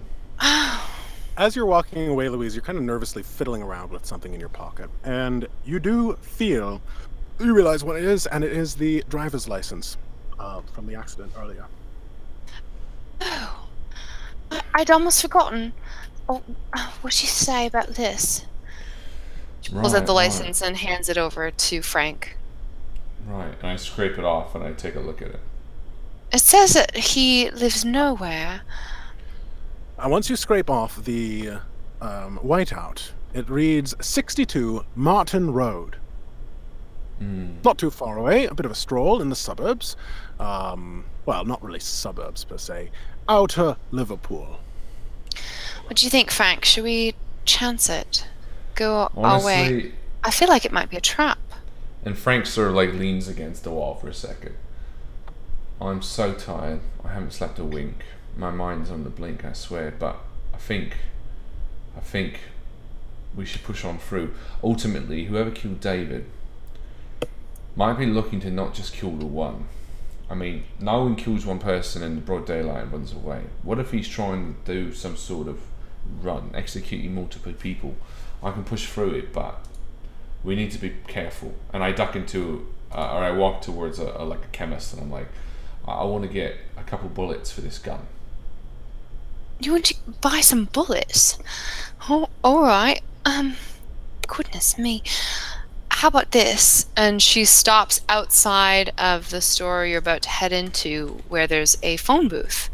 And she's like, oh, don't know how long it takes to buy bullets, whether they have to do some kind of, you know, reference to your identity. Well, I'm just gonna check out this phone book and see if I can't find an address.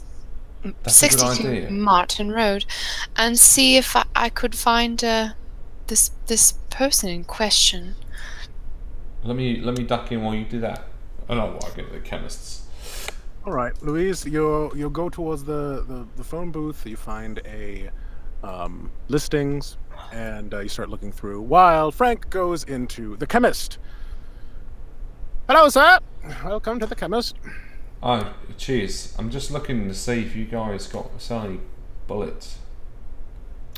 Well, of course we sell bullets. We wouldn't be a very good chemist if we didn't sell bullets now, would we? Well, I don't. What kind of bullets you need? 22s. 22s, all right. And he, without even looking away from you, he reaches under the counter and he pulls up a box. That'll be 50 quid. All right. You like guns, sir? Well, I mean, like, you know, they serve a purpose when you need it. I don't really want to use them if I don't have to, but yeah. All right. Well, to your happiness then. And he raises a glass. Yeah. Well, that's what they say, right? And I pick up the gun, and it's like hot almost. And I'm like, ooh. And I put it back in my pocket, and I head outside and knock on the booth. And Louise, you have successfully looked through the phone book, and you found 62 Martin Road. Seems to be owned by a Paul M. Paul. So interesting. There's no last name here. It's just an initial. Who's that? Oh. It's fascinating. Frank, I found the address, 62 Martin Road. The occupant is one Paul M, and there's no surname. Paul M. Well, sometimes they do that in phone books. They don't put their entire last name. Fascinating. All right, but let's be real careful, right? Are you going to call the number? What do you think? No. Shall we? No. We know the name. We can look at the number later. Let's shut it. All right. I think we should just go over. It's just a street over. Yeah, it's not too far. Did you bought some bullets? Yeah, I got bullets. All right. Let's go. Let's go. Perfect. So you make your way around the corner and you go towards Martin Street, which isn't too far away. And you pass down the road leading past the Abbey, and finally you're there. 58, 60, 62 Martin Road. Quaint little house. Semi-detached, I suppose, is the correct terminology. Lovely little garden out front. And there's a weird plant in the front that almost has these strange tendrils that poke up out of the ground. It seems to be the centerpiece of this garden. All right, and I pull out my 22 and I begin loading, and I say, listen, in case of accidents, I'm going to check my marks. Tonight, I am the all-American bullet-headed Saxon mother's son, all right? And I lock it back into place. What does that mean? It just it just means that if shit goes well, I'm gonna wish my mum was here. And I walk up to the front door and knock. and you hear barking. I don't like dogs. And there is a dog right on the other side of the door. Louise, you're reacting to this. I don't like dogs much. Yeah, me neither. It's all right. It's all right.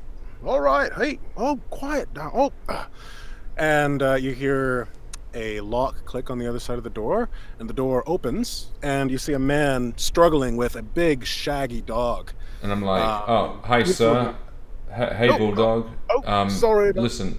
Not a bulldog, actually. Her name's Martha. She's a sheepdog. What can I do for you? My dear. Oh, yes, that's what I call it. And that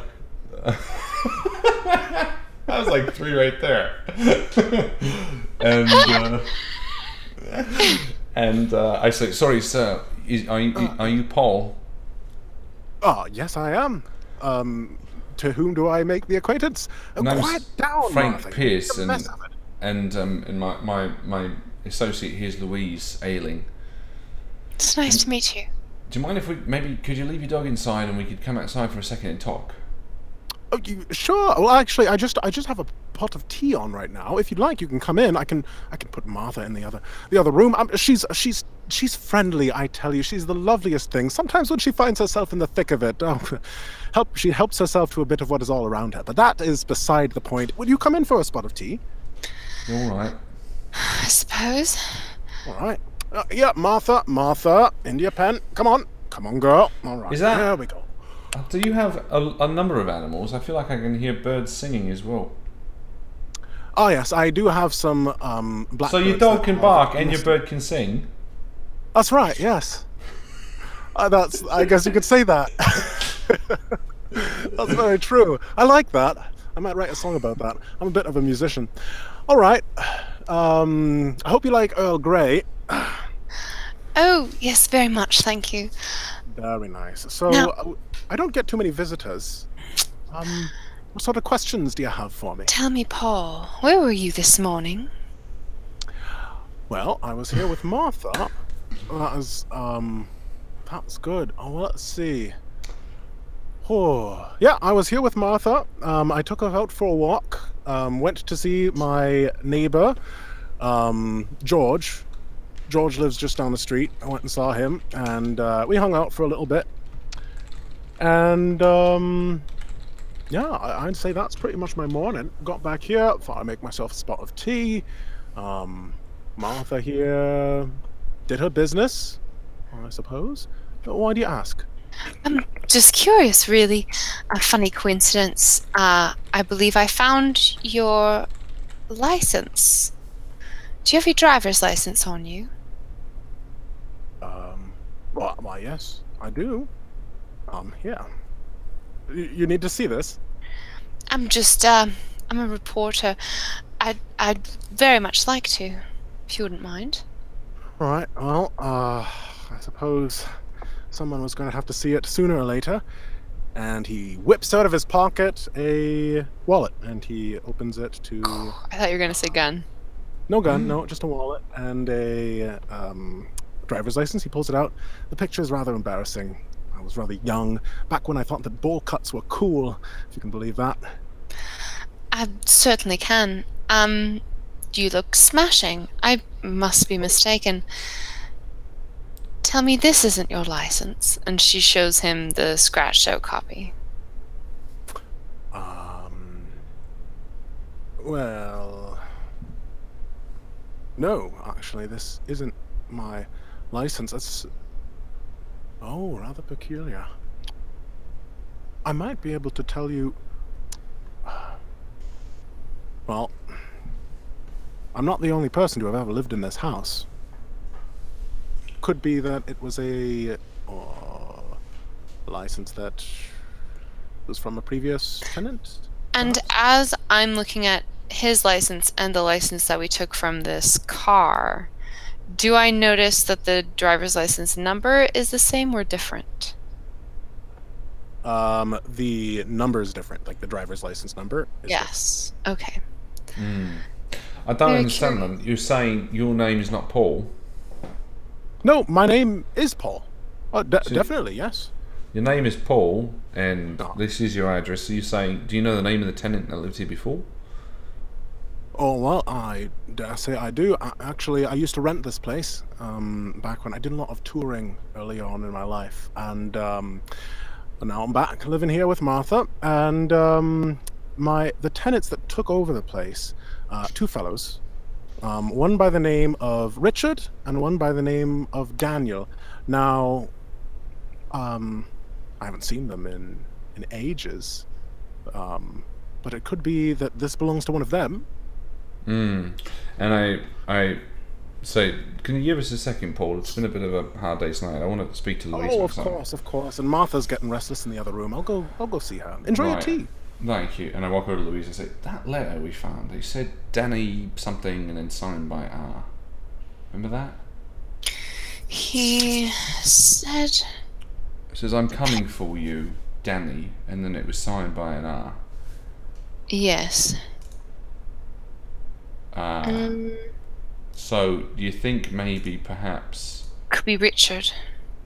Do you think it could be, Richard?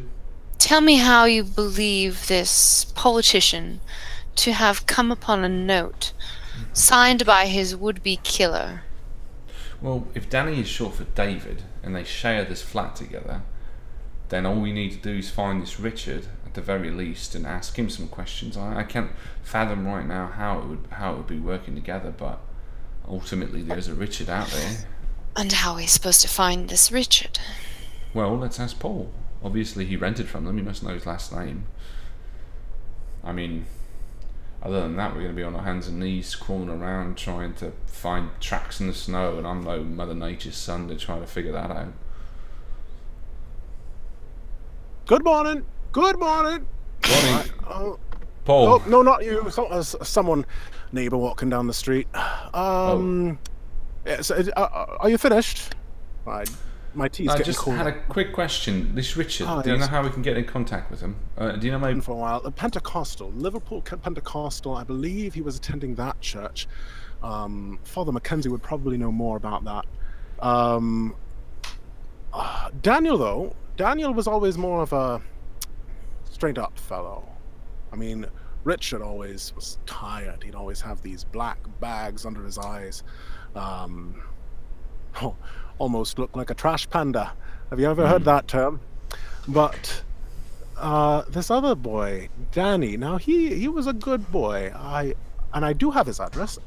He has contacted me here and there, and he starts rifling around on some documents above the fridge. Ah, here we go. He finds an old address book.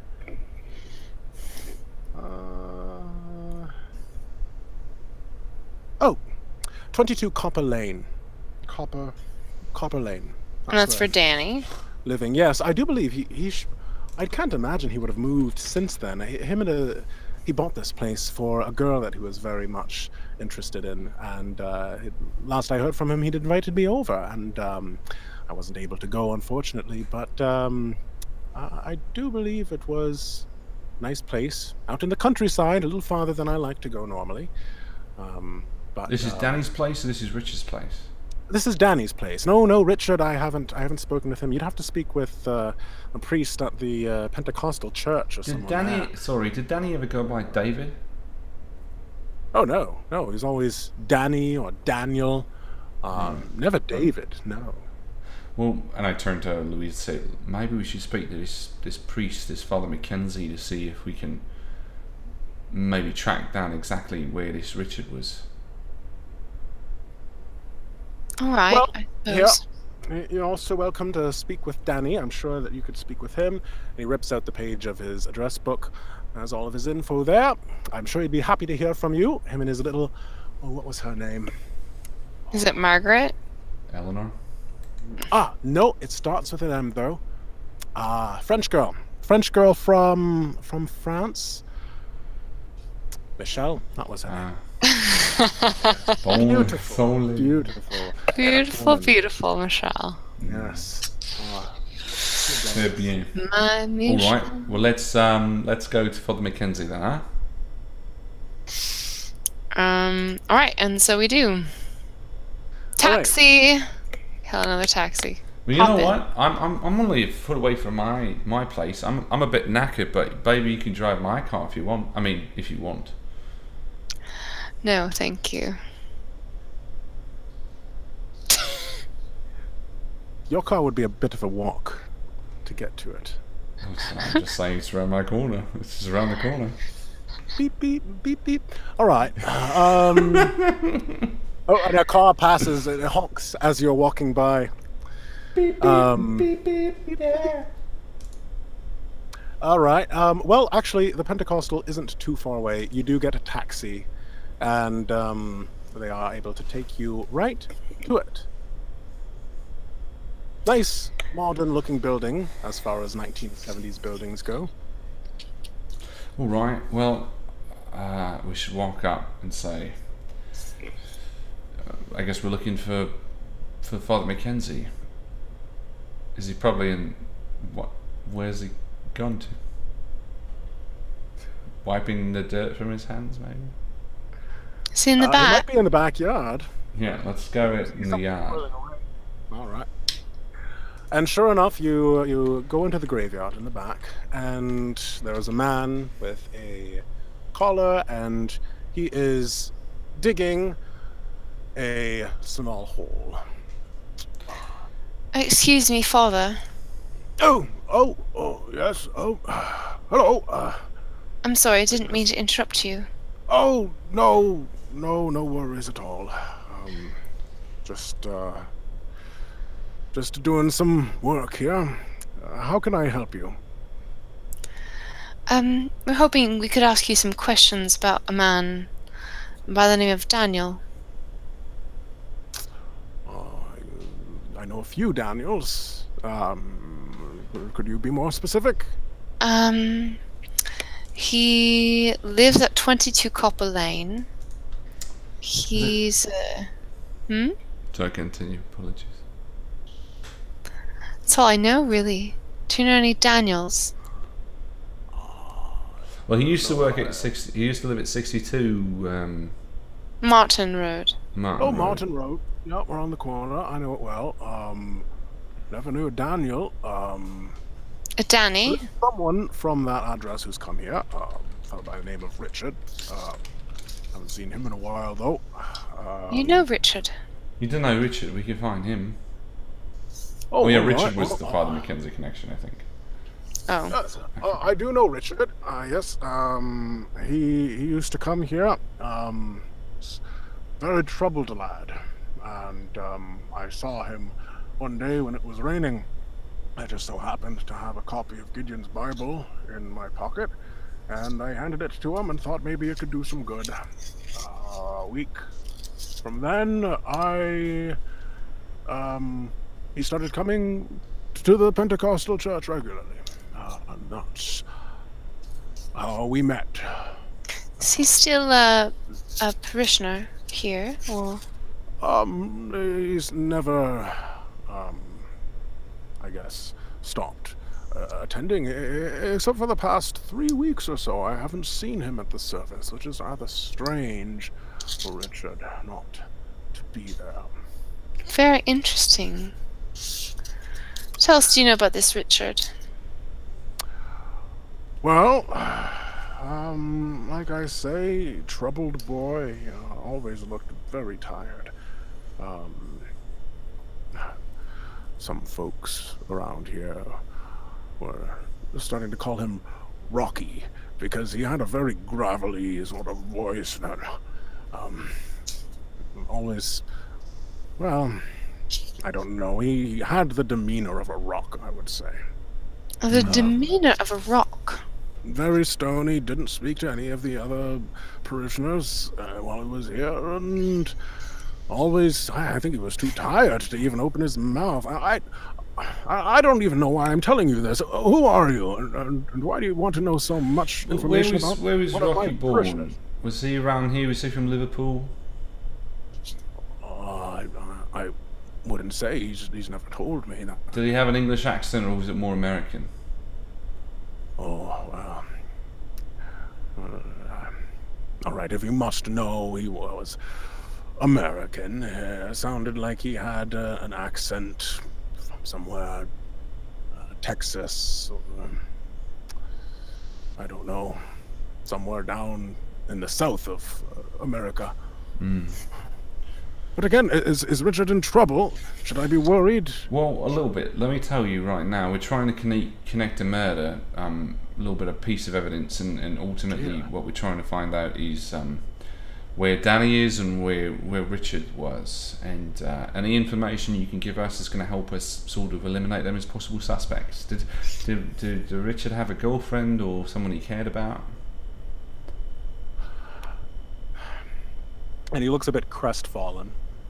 And he looks like he's about to say something when he turns back to his digging and says, "I'm sorry, I'm going to have to fix this hole.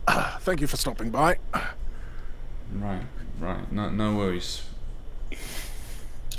And I kind of hop down, and I turn back to Louise and it's like, should we help him or just let him do his own thing?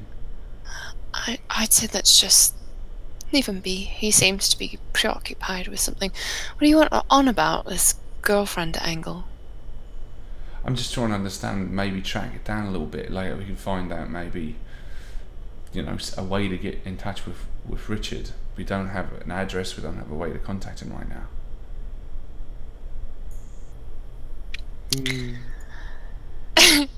Yeah, just let you, fair enough. I mean, I feel like we should push more. I feel like we can get a little bit more out of him. All right, well, go on then. No, never mind. I'll let it be. Let's go. So I feel like maybe we end up somewhere else. What's our next lead? Danny, I guess, would have to be. We do have Danny's address. So we head to 22 Copper Lane. Yeah, might as well. You said it was out in the country a little bit, right? I think so, yes. Justin? Yes, it is. It is out in the country. Probably about 15-minute drive away. All right. Well, the two of us can drive up there. All right. You said you have a car. Yeah, and like I said, you can drive. All right. I'm a bit too tired to. That's fine. I'm so tired. Like I said, I haven't slept a week. All right. So, wait, what did you guys decide? But the two of us driving nowhere. Yeah. Can we just say that Bjorn has gotten it and he needs to run a classroom? Bjorn got it first. It took very long for anyone to get it.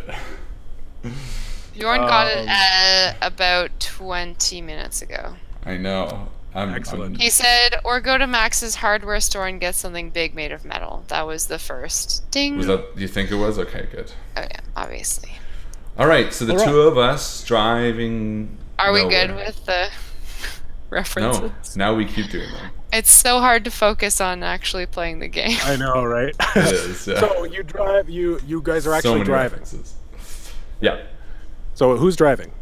I will let Louise drive my car because it's a great song. No, you're driving. With a little Fine, with a little now help it's two of us. Friend, you arrive at the house, 22 Copper Lane, Or Penny Lane. Well, what are pennies made of? And you see this house, and it looks a little dilapidated. It looks like the front lawn hasn't been kept. There's roses that seem to be growing, but they're not nice-looking roses. There's a few blooms here and there, but the rest of the bush is thorny and unapproachable. All right. So Danny's here. Let's find out what happens. And I walk up to the front door.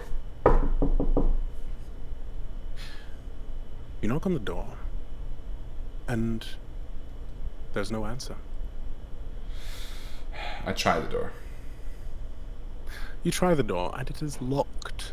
I turn to Louise. You're a journalist. You do pretty much anything that needs to be done to get into the scene of the crime. I've seen you tip off many people. You must have some sort of lock-picking skills. Oh, I don't think I could, no. It's not really my thing. I mean, I investigate wrongdoers. I don't commit the wrongdoing. Right. Listen, there's many times where I need to break down a door because the person on your side is overdosed or some shit like that. So if you don't want to do it, I'll get my hands dirty, and I'm going to body check the door. Perfect. So you body check it. Go ahead and do a strength roll. Wow, critical success or extreme success. All right. So describe yourself busting down this door. What does I'm it gonna look say like? this, if it's okay, because this was funny. It happened in my Call of Cthulhu game at Fan Expo. I was gonna say if I regular succeeded, it crashes open. Hard success, it opens but a bit loud. Can I open the door with an extreme success quietly? Sure. Yep. Can that be sort of the benefit? Okay. Yep. So I check the door, and it, like, I sort of hold my weight back. So as it disconnects from the frame, it's pretty quiet, and I open it with a creak. One of the nails kind of just peel out of the wall where it's being held in. Perfect. Cracking job. Thank you. And I enter in. And the house is it's a complete mess. There's shoes strewn about, clothes here and there, plates with chicken bones still on them, left out on top Says of a the shoes. cockroach. Oh my god. Cockroaches. It looks like This the is owned by cupboard has some been fucking closed. dirty people. And I walk around the house, and I check the kitchen, and does it look like anyone's entered this house recently?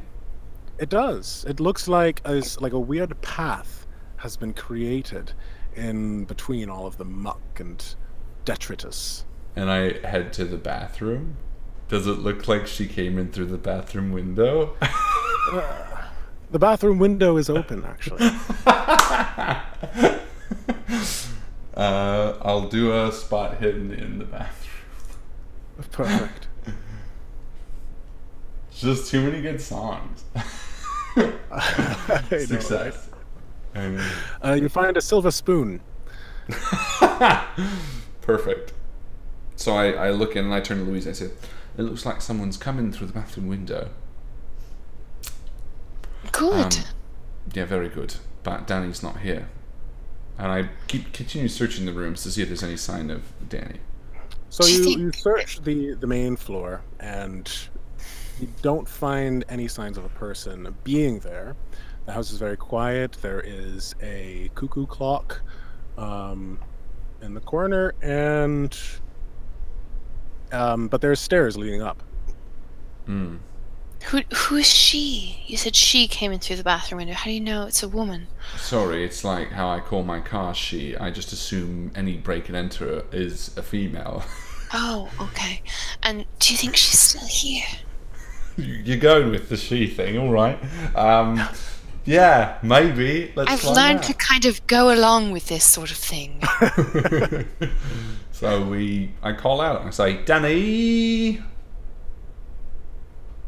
All you hear is the sound of the cuckoo clock. Open, ka-ching, cuckoo, ka-choop, cuckoo, ka-choop. Right. Was that wise? You wanted to sneak in here quietly, and now you just yelled out. Well, so I realised Danny's also not our prime suspect. Richard would be, right? Because Richard was the one that signed the note that said Danny's going to fucking die.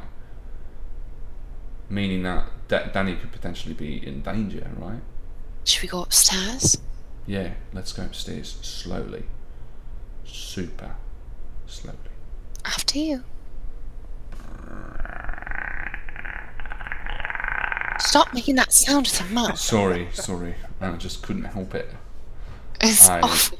Well, I'd like to make a stealth roll, because I want to roll things too. I'd like to make a rude roll for how rude that was. I just succeeded super well. A hard success. Ooh. Oh. Mm. I'm the sneakiest. Yes, so you succeed. You make it up the stairs without making a sound. Is the house, the sound of and silence. I follow making noise, and there's mess here, there, and pretty much everywhere. And when I get to the top, is there anything? There's a bathroom and there's a bedroom. The bedroom door is the only door in the house that has been closed. Well, should we? And I pull out my gun and I say, bang, bang, shoot, shoot. Open it. All right. And I open the door. As you open the door, you are hit with a smell that overpowers your nostrils. Oh! And you stagger backwards. Bugger! And as finally you've finished reeling and you've got your composure again, you look into the room and you see a body slumped on the ground. A pool of blood around it that is dried and is now being infested with flies. Oh my god! My God. Oh, do you think this is Richard? Yeah. Or I think it's- Danny? I think this is Danny. Sorry. Yeah. Let me do what I do, and I go in my pocket and I pull out some of that like smelling rub, and I put it under my nose, and I walk over and I pull out one of my rubber gloves and I like do a first aid roll on the body. Perfect. Oh. And while he's doing that, I'd like to spot hidden in the room. Spitting? Spidden. Oh, I did a good failed. job. And I did- failed. I did so good. All right. So, Frank, you failed, so you don't really see a whole lot other than the fact that as you are looking over this man, it looks like his features, he's got deep black bags over his eyes, but he's well shaven, save for a bit of scruff, a little bit. He looks an awful lot like a trash panda, so to speak. Now, Louise, as you are going through the room, what was your spot hidden result? 24. 24. That's excellent. So, all of the pieces come together. You see in the man's hand, the body's hand, a gun lying cold on the ground right next to the hand. That's sadness. A cold gun. The opposite of happiness. You also see a bunch of sticky notes posted all over the room, and a bunch of them look like they're yeah. So, and they all say the same thing: "I'm coming for you, Danny boy." R. But there's one sticky note that's in the center of all of them, using a different piece of paper, and it's a different handwriting. You also see on the desk there is a package, a large box. Actually, the box has been kind of strewn all over. There's kind of these cardboard shavings that have been scattered everywhere. And there's a note on the desk and some strange metallic black parts. I see all this as well. Yeah, you see this as well. So I'm I sure walk Louise- over. Yeah, I'll walk over and investigate. See if I can piece together what the black parts are. All right, go ahead and do an engineering roll. Ooh. Louise, what are you going to be doing? I think Louise is examining the Fail. paper on the wall. Perfect. So the paper on the wall, it's all these sticky notes that all say, "I'm coming for you, Danny boy." R. "I'm coming for you, Danny boy." R. "I'm coming for you, Danny boy." R. And in between one of them, you see a woman's face, just kind of poking through a bunch of notes that have been plastered all over it. So Louise like slowly peels back these pieces of paper and reveals a photograph. Yes, a photograph of a very nice-looking boy with a very nice-looking girl standing in front of the Eiffel Tower. They look to be in their early 20s, and they're both smiling. But you can tell that the man's smiling is a bit more eager than the woman's. Fascinating. Do you recognize this woman? I look She over. holds it out to Frank. No, I don't recognize her. Maybe it's because. No, I don't recognize her. But this must be Richard, right? It must be. So it's not the dead man who we see. It's not the dead man that you see, no. Oh, so then this is Danny, because the person on the ground we see has, like, you said looks like a raccoon. Mm-hmm. So then that picture's Danny. Wait. Yeah. And you haven't searched Richard. You haven't searched the man's body on the ground yet. So I bend down and I search the body. You find an old, tattered Gideon's Bible. Oh, right. This is Richard. So I look towards the door and I say, so Daniel was hot. He drew first. And it looks like he hit him. Where's the bullet wound? Did you see? I've failed my first aid, but I'm sure I can see it. You're a terrible paramedic. Well, let me re-roll, because I've been looking at the body now, and it's extreme success this time. Success. You see that the bullet actually went straight through the Bible, and it wasn't like all of those action movies where the Bible stops the bullet. It just went straight into his heart after that. So that means Danny's the one who's killed him. But it's interesting because Danny was the one, Richard was the one who kept coaxing Danny, saying, I'm going to get you, I'm going to get you, I'm going to get you. And then he came here and then all that, and then Danny was the one that killed him. That's hubris for you. But where the hell is Danny, and what do we do? I mean, it was a self-defense. It's hard to say. Who is this woman, I wonder? With Daniel, I would presume. I turned the photo over. Yeah. Sorry. Yeah. No, that's... You turn the photo over, and it says, look at the photo and McGill. Talk about what it looks like. It's McGill. What? The name on the back. Michelle, actually. Really? Lil or Nancy? Yes, but Michelle M. Okay. Michelle M. Wait a minute. Wasn't Mackenzie, Father Mackenzie? No. Someone had a Michelle. Remember? Was it? I got very confused and stopped writing notes a little while ago. Well, I know there was a Michelle. I think Paul was the one who said it, right? Paul said. You guys remember that? Okay, so there was a Michelle. Mm-hmm. Daniel was dating a girl named Michelle from France.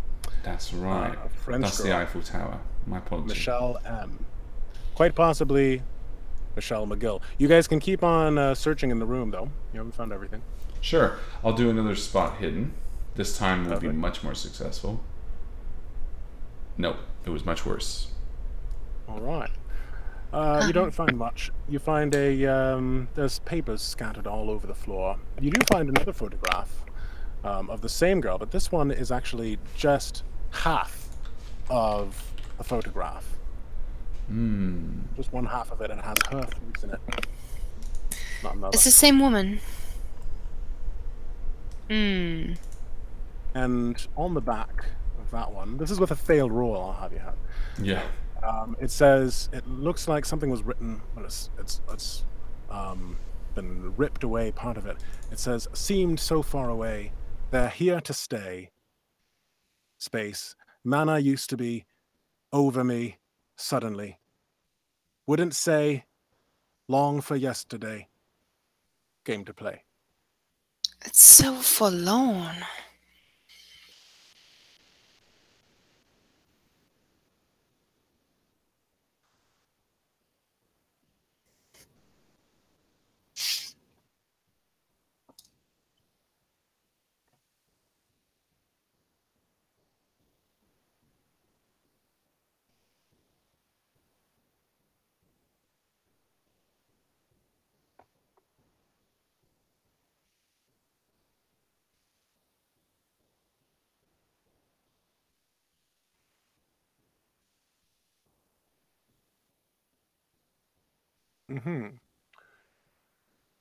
It's a letter. Oh, I turned on. I muted my mic. Fuck. Whatever. I realized there was a note on the desk. All right. There is a note on the desk, and it looks like there's actually an envelope. Looks like it's fresh. very clean note with very different handwriting than what you see on the wall, the crazed scribbling. And it reads, Daniel, you have done well. Do not feel badly. He's only sleeping.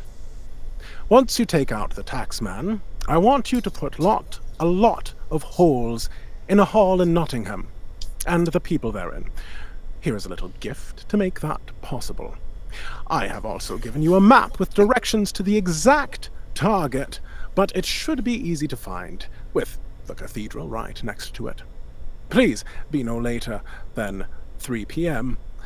Yours truly, the Walrus. So Daniel's like a hitman or something. What's that say? Oh, I read that out loud, I would say.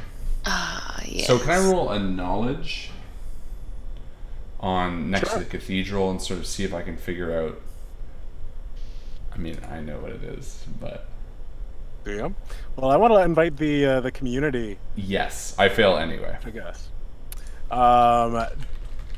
There's going to be another attack later today, and your fearless PCs have an opportunity to stop that attack, not personally, but by calling the local police department in Nottingham. They might be able to stop this potential massacre with lots of holes in the place. So, where is the location of the next hit, the next target? There's no way we'll be able to find out.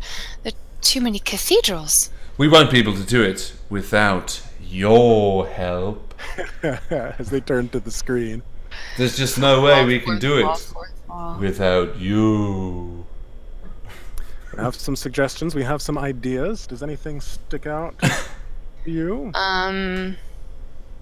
Was my comment right? Blackburn. Blackenshirt. Yes. Yeah, I figured. Yes. You got it. So we already have a correct answer. And it is coming from Reign of Peace, Paul Bernhardt. They had to count them all. These words ring through your sleep-deprived head, Frank, as you feel that your delirium has some sort of a clairvoyant quality to it. And the words ring out almost melodically. Now they know how many holes it takes to fill the Albert Hall. I love to turn you on.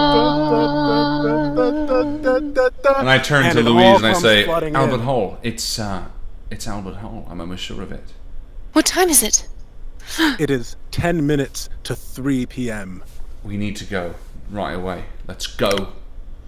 And I run Nottingham downstairs. Is a 2-hour drive away using modern cars. We'll have to drive very fast. Have to drive very, very fast, or use a certain technology that exists in the 70s. The telephone! And I pick up the phone.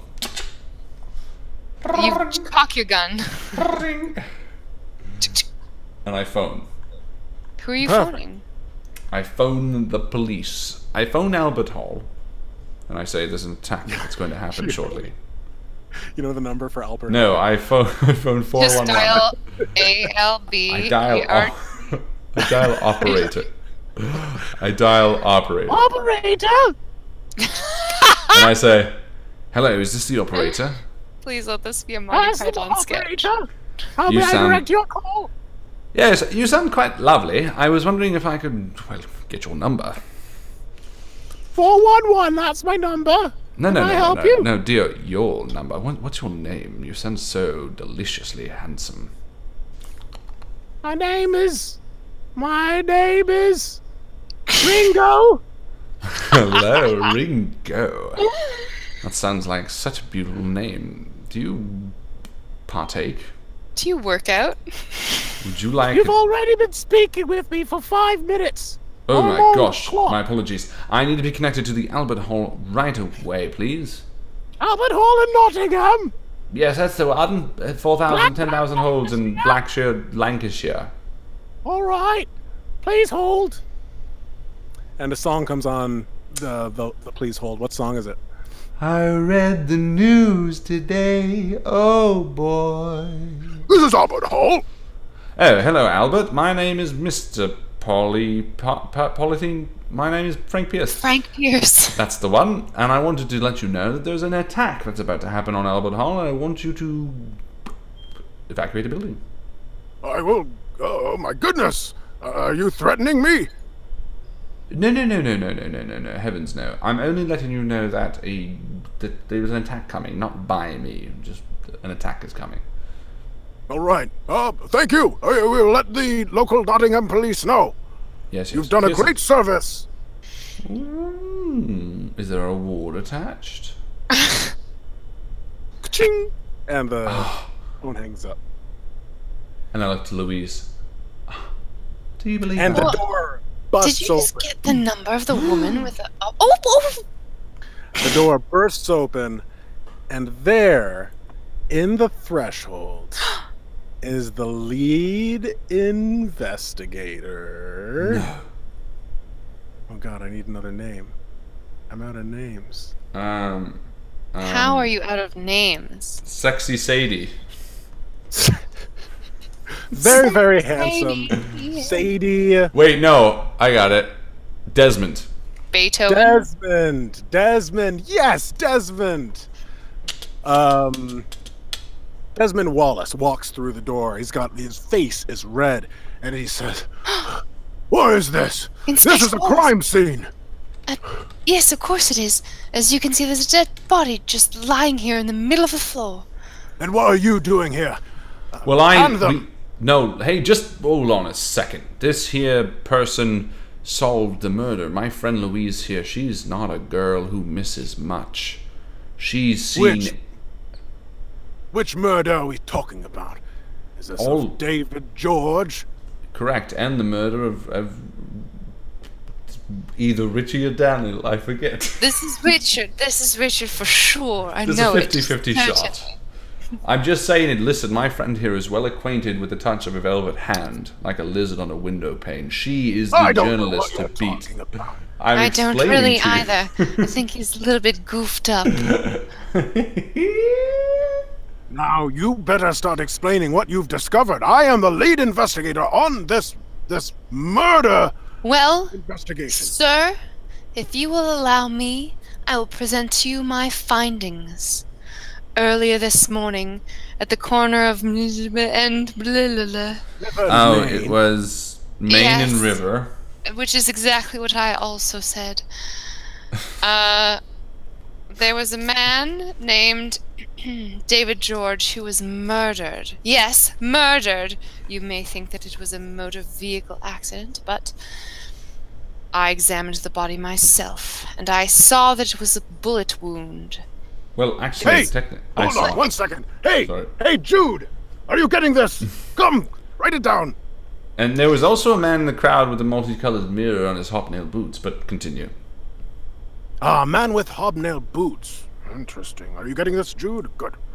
We followed a piece of evidence and found ourselves with an address and an altered license. We spoke to a witness who told us about the man who had fled the scene. And we determined that it was from this house that the people originated for sure. And when we were talking to him, he was lying with his eyes, but his hands were busy working overtime. We found some notes, and would you look at all of these post-it notes? Definitely crazy business.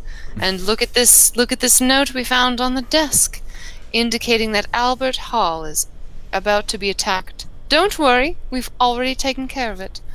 Yep. But I am so tired, I need a fix because I am going down. And I slump on the floor. And that's the reason that I deserve to be a real live journalist. And she hands him her resume.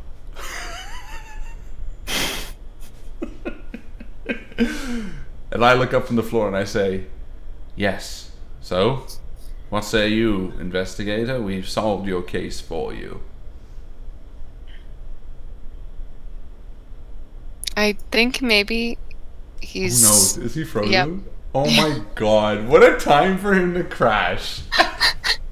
He's frozen with such like a concerned face too I that it just know. looks like he's listening really hard. She's not a girl. Should I just grab my guitar and we play Beatles songs? I think you should just start singing Beatles songs for a while until Justin comes back. Much. Do, do, do, do, do, do.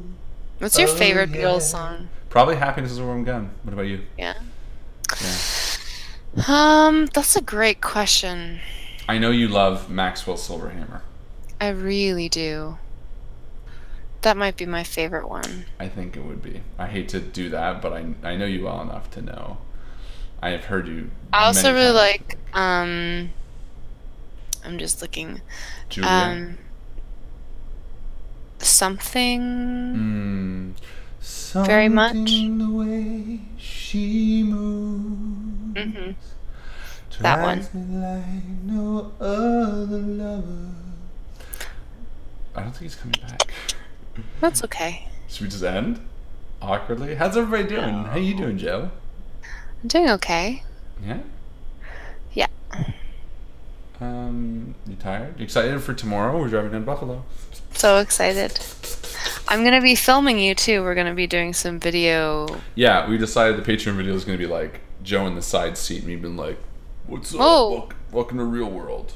So Justin, I just finished giving the whole exposition about how we solved the murder, and then I gave my resume to the investigator, and I was like, and that's the reason I should be a real journalist. Bang! Bang! Phone rings. Hello? Yes, this is Desmond. The crime's been solved. A man with a trench coat and a wide brim hat in Nottingham, Blackburn, Lancashire. So everything they were saying was true. Thank you very much, Molly. We'll hear from you again. Well, it looks like you two were telling the truth. But Of course this we were. does not solve every mystery. No, no. Who do you suppose this walrus person is? The person behind all of this? Who was the walrus? Well, I am. He is. You are he, as you are me, and we are all together. Will you shut this man up? He's not making any sense whatsoever. He's taken a couple of hard knocks to the head. No, obviously the walrus was Paul. Paul. Is that meta knowledge or just? No, that's real knowledge. The only person that we interacted with was this Paul M. The dog was the one that tipped it off. How's that? It's just too much to explain. He's not You'd making never sense understand. whatsoever. I'm not going to go looking down some poor Paul. No. Just because Listen. We're The wrapping address. up here. Listen, the address of the identification that we received was from a Paul. But the thing is, how would someone know that Danny had some sort of history with Rocky? See, Paul had rented from them earlier. He's the only connection to this case.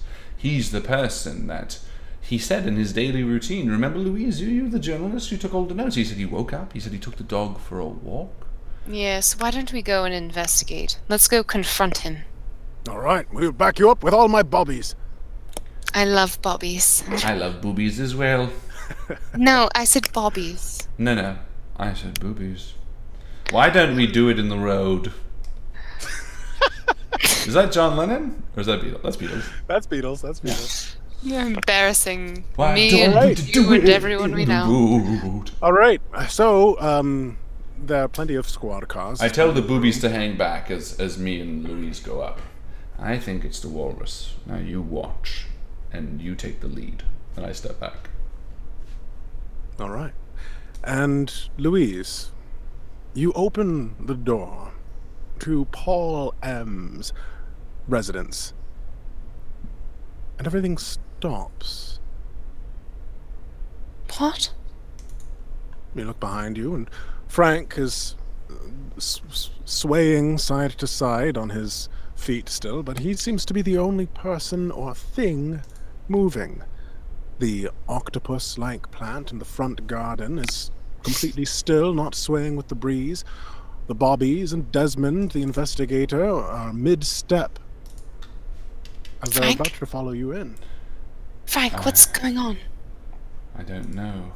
I feel bizarre. Let's find out.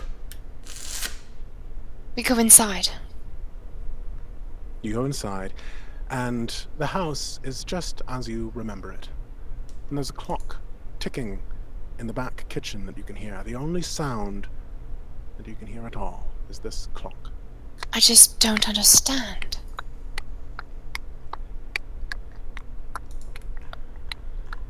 I don't know where he is. Everything seems to be stopped. Time is stopped. Paul? I call your name. Paul. 3 times. Where are you? Nobody answers. The clock continues to tick in the kitchen while you enjoyed your tea. I walk over and I stop the clock. The clock stops. And a cuckoo opens again. And as the little bird comes out, there's a paper attached to it. I snatch it. Lots of notes in this game. What does the scrolled up paper say? And does it have boogers on it? It's got 1 booger and 1 shot of snot. Are they It different? reads, In the this same world, they're handwriting. different. In the same handwriting as the last note that you read, it says, "Well done. You've uncovered the first layer and are 1 step closer to the truth."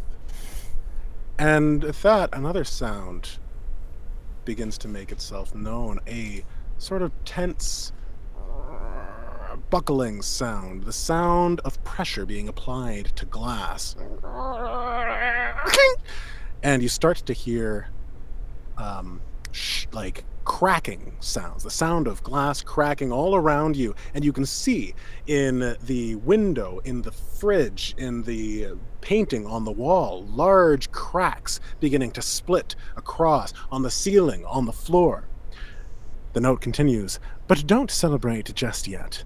There's still so much more for you to do." More sounds of creaking glass. "Let me ask you, have you ever fixed a hole in the ocean? Ever tried to make a dovetail joint? Yeah? Well, it's time you found out that all your life you have been looking through a glass onion. The glass shatters and the ground gives way beneath you. As you fall into nothingness, you look around to see clouds all around you as you're spinning head over ass. And then the shards of glass that used to make up your reality, oh no, they look an awful lot like diamonds. And that's the end of Glass Onion. Well done, Justin. That was a lot of fun. Thank you. Yeah, good job. So many Beatles references. Tons of Beatles references. Yeah. So good. And the community caught on. Bjorn caught on. And Eventually. yeah, it took a while. It took until I the was mid-game surprised. post. Yeah, I was surprised it took that long. But you know what? The 3 of us are just, I think we're music nerds. Yeah. Definitely nerds of some kind. Well, I think we are. I mean, Joe, you literally studied singing in school. Justin went to school for music. I did music once. I think the 3 of us are luckily pretty musical. No, it's true though. I mean, people forget. I mean, like I forget that we're actually very musical oriented as well as. Do you forget how awesome we are? Yeah, very easily. So easy. Ladies and gentlemen, well, good. Thank you. Awesome job, everybody. And great job, Justin, for running this week's game. Thank you. Basically, I will say it came to me in a dream. I woke up with the idea in my head that 4,000 holes in Blackburn, Lancashire was actually bullet holes. And I was like, whoa, that's crazy. And then everything kind of fell into place from there. Yeah, that's cute. I like that.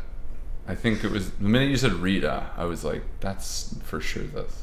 I think it was the next reference that got me. Nowhere Man. Well, what was there? There was Nowhere Man. Nowhere Man. That's when I caught on. Yeah. Day in the life. I suspected when you mentioned the day in the life that you said he was from the House of Lords, but then the House of Lords, whatever came first, I can't remember. I was like, whichever one came second, I was like, okay, this is for sure a thing.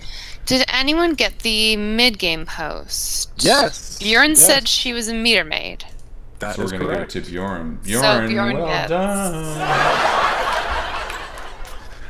Get laughter apparently. Yeah. Yeah, congratulations, Bjorn. Hardy I'll har. add that XP. That's for mid-game and end-game. Do you guys have a suggestion for the end? And in the end... Honestly, I was going to suggest Bjorn again, because he was the first one to have gotten it. Yeah, I was going to suggest that as well. But Paul Bernhardt was the one to guess the Albert Hall. True. Yeah, let's do that. Let's give it to Paul. Yeah. We haven't given Let's Paul give a it to while Paul. Good job, everyone. Great job. Thank you. Did you guys know that in the end, the XP you take is equal to the XP you make? Hey, Yes. that's true. It's really true. That's some 100% Freakonomics true. right there. Freakonomics. Justin, what's your favorite Beatles song? Oh my god. Well, your mother should know. That. I think right now it is. It's a good song. It is really good. But I'm also remembering more. I also really like Mother Nature's Son. Oh, that is a great song. Hammer. Also, I really liked how you guys were coming up with Beatles stuff, like references. They started off subtle and they got more and Yeah, more. they got more and more on that. Well, which is what I was hoping for. Yeah. I knew there was going to be like a cracking point, and then like all hell would break loose. Maxwell, that was what was that? I wonder if anybody caught the "You never give me your money." That was very cleverly put in. I like. I was like, that's when I started realizing that you were throwing it. Yeah. You never give me. You never. Hey, you know what? You paid him. You never give me your money. It's like you only give me your funny paper. Yeah. Whatever. I'm so tired. I'm so tired. I can't. It's like. Well, I slipped in a "I'm so tired" reference before you did. Oh, I didn't even notice. Yeah, I said your mind was on the brink. Oh, that's right. Yeah. The old man, the fool on the hill. Yeah, that was in there. And then Julia. There's so many. Also somebody else. He was me and Mr. Mustard too. Who was that? Basil? That was the man on the hill. Oh, he was two people. Yeah, he mentioned his sister Pam. Yeah, that's right. Pauline Pam's his sister in the song. And like I kind of was developing like a backstory for him, because the note, I hoped this would say more, is a lyric from a song as well. I so thought when we met Paul, you're going to be like, what did I do today? Woke up, got out of bed, dragged a comb across my head. I'd already done that reference. With Joe? Yeah, with Joe and... Well, what the hell? Did your lights just Yeah, they just did. You're funny. What the hell? This was a episode full of technical issues. It wasn't that bad. We've had worse. Last week was worse for me. Oh, last week was for everybody. Yeah, woke up, got out of bed. She didn't get to drag a comb across her head because she was in curls. Yeah. But then she got on the bus and she went into a dream. That's true. I read the news today. That's a great song too. I'm just like rediscovering the Beatles from this, and I just like so much of their stuff is so great. Honestly, the most obscure reference I think I threw in there, which I forgot how fucking much I love that song, is the continuing story of Bungalow Bill. Oh yeah. It was like he went out hunting with this elephantum guy, and I said, he's the all-American bullet-headed Saxon mother's son. All the children I'm going to be the all-American bullet-headed. Hey, Bungalow Bill. What's that supposed to mean? Yeah, it's super rare. But that's a weird lyric even as it is. Yeah, that was a lot of fun. So endgame XP goes to Paul. Main XP goes to Bjorn. And ladies and gentlemen, if you're going to Buffalo, you're going to see us in 2 days. So exciting. So fucking exciting. We're going to be there tomorrow, but we have like an industry event. Ooh. VIP. I think I'm running a game Friday night, and we're running Yes. Don't Walk in Winter Wood, which is really exciting because I was like, oh, I hadn't really written anything for this, and I messaged the creator. I have him on Facebook, Clint, and I was like, hey, buddy, like I ran the Witch's Curse. What's a good scenario to run for again? And he's like, don't you have the main book? I was like, no. He's like, oh, here. So he sent me a PDF copy of the published version, which is great. And there's a whole new whole adventure in there that we're gonna run. So if you're running Don't Walk in Winter Wood, we're going to run that Friday night. And then Saturday we got End of the World, which is just going to be the fucking best. And then Call of Cthulhu, which is going to just knock it over the hill. Over the hill? Out of the park. Yeah, whatever. Sure. The thing. Ladies and gentlemen, thank you so much for hanging out with us. As always, my name is Harlan. I hope you guys have a fantastic night. And as my friend Justin always likes to say, dreams, sweet dreams for me, dreams, sweet dreams for you. dreams, dreams, dreams, dreams, dreams, dreams, dreams, everyone.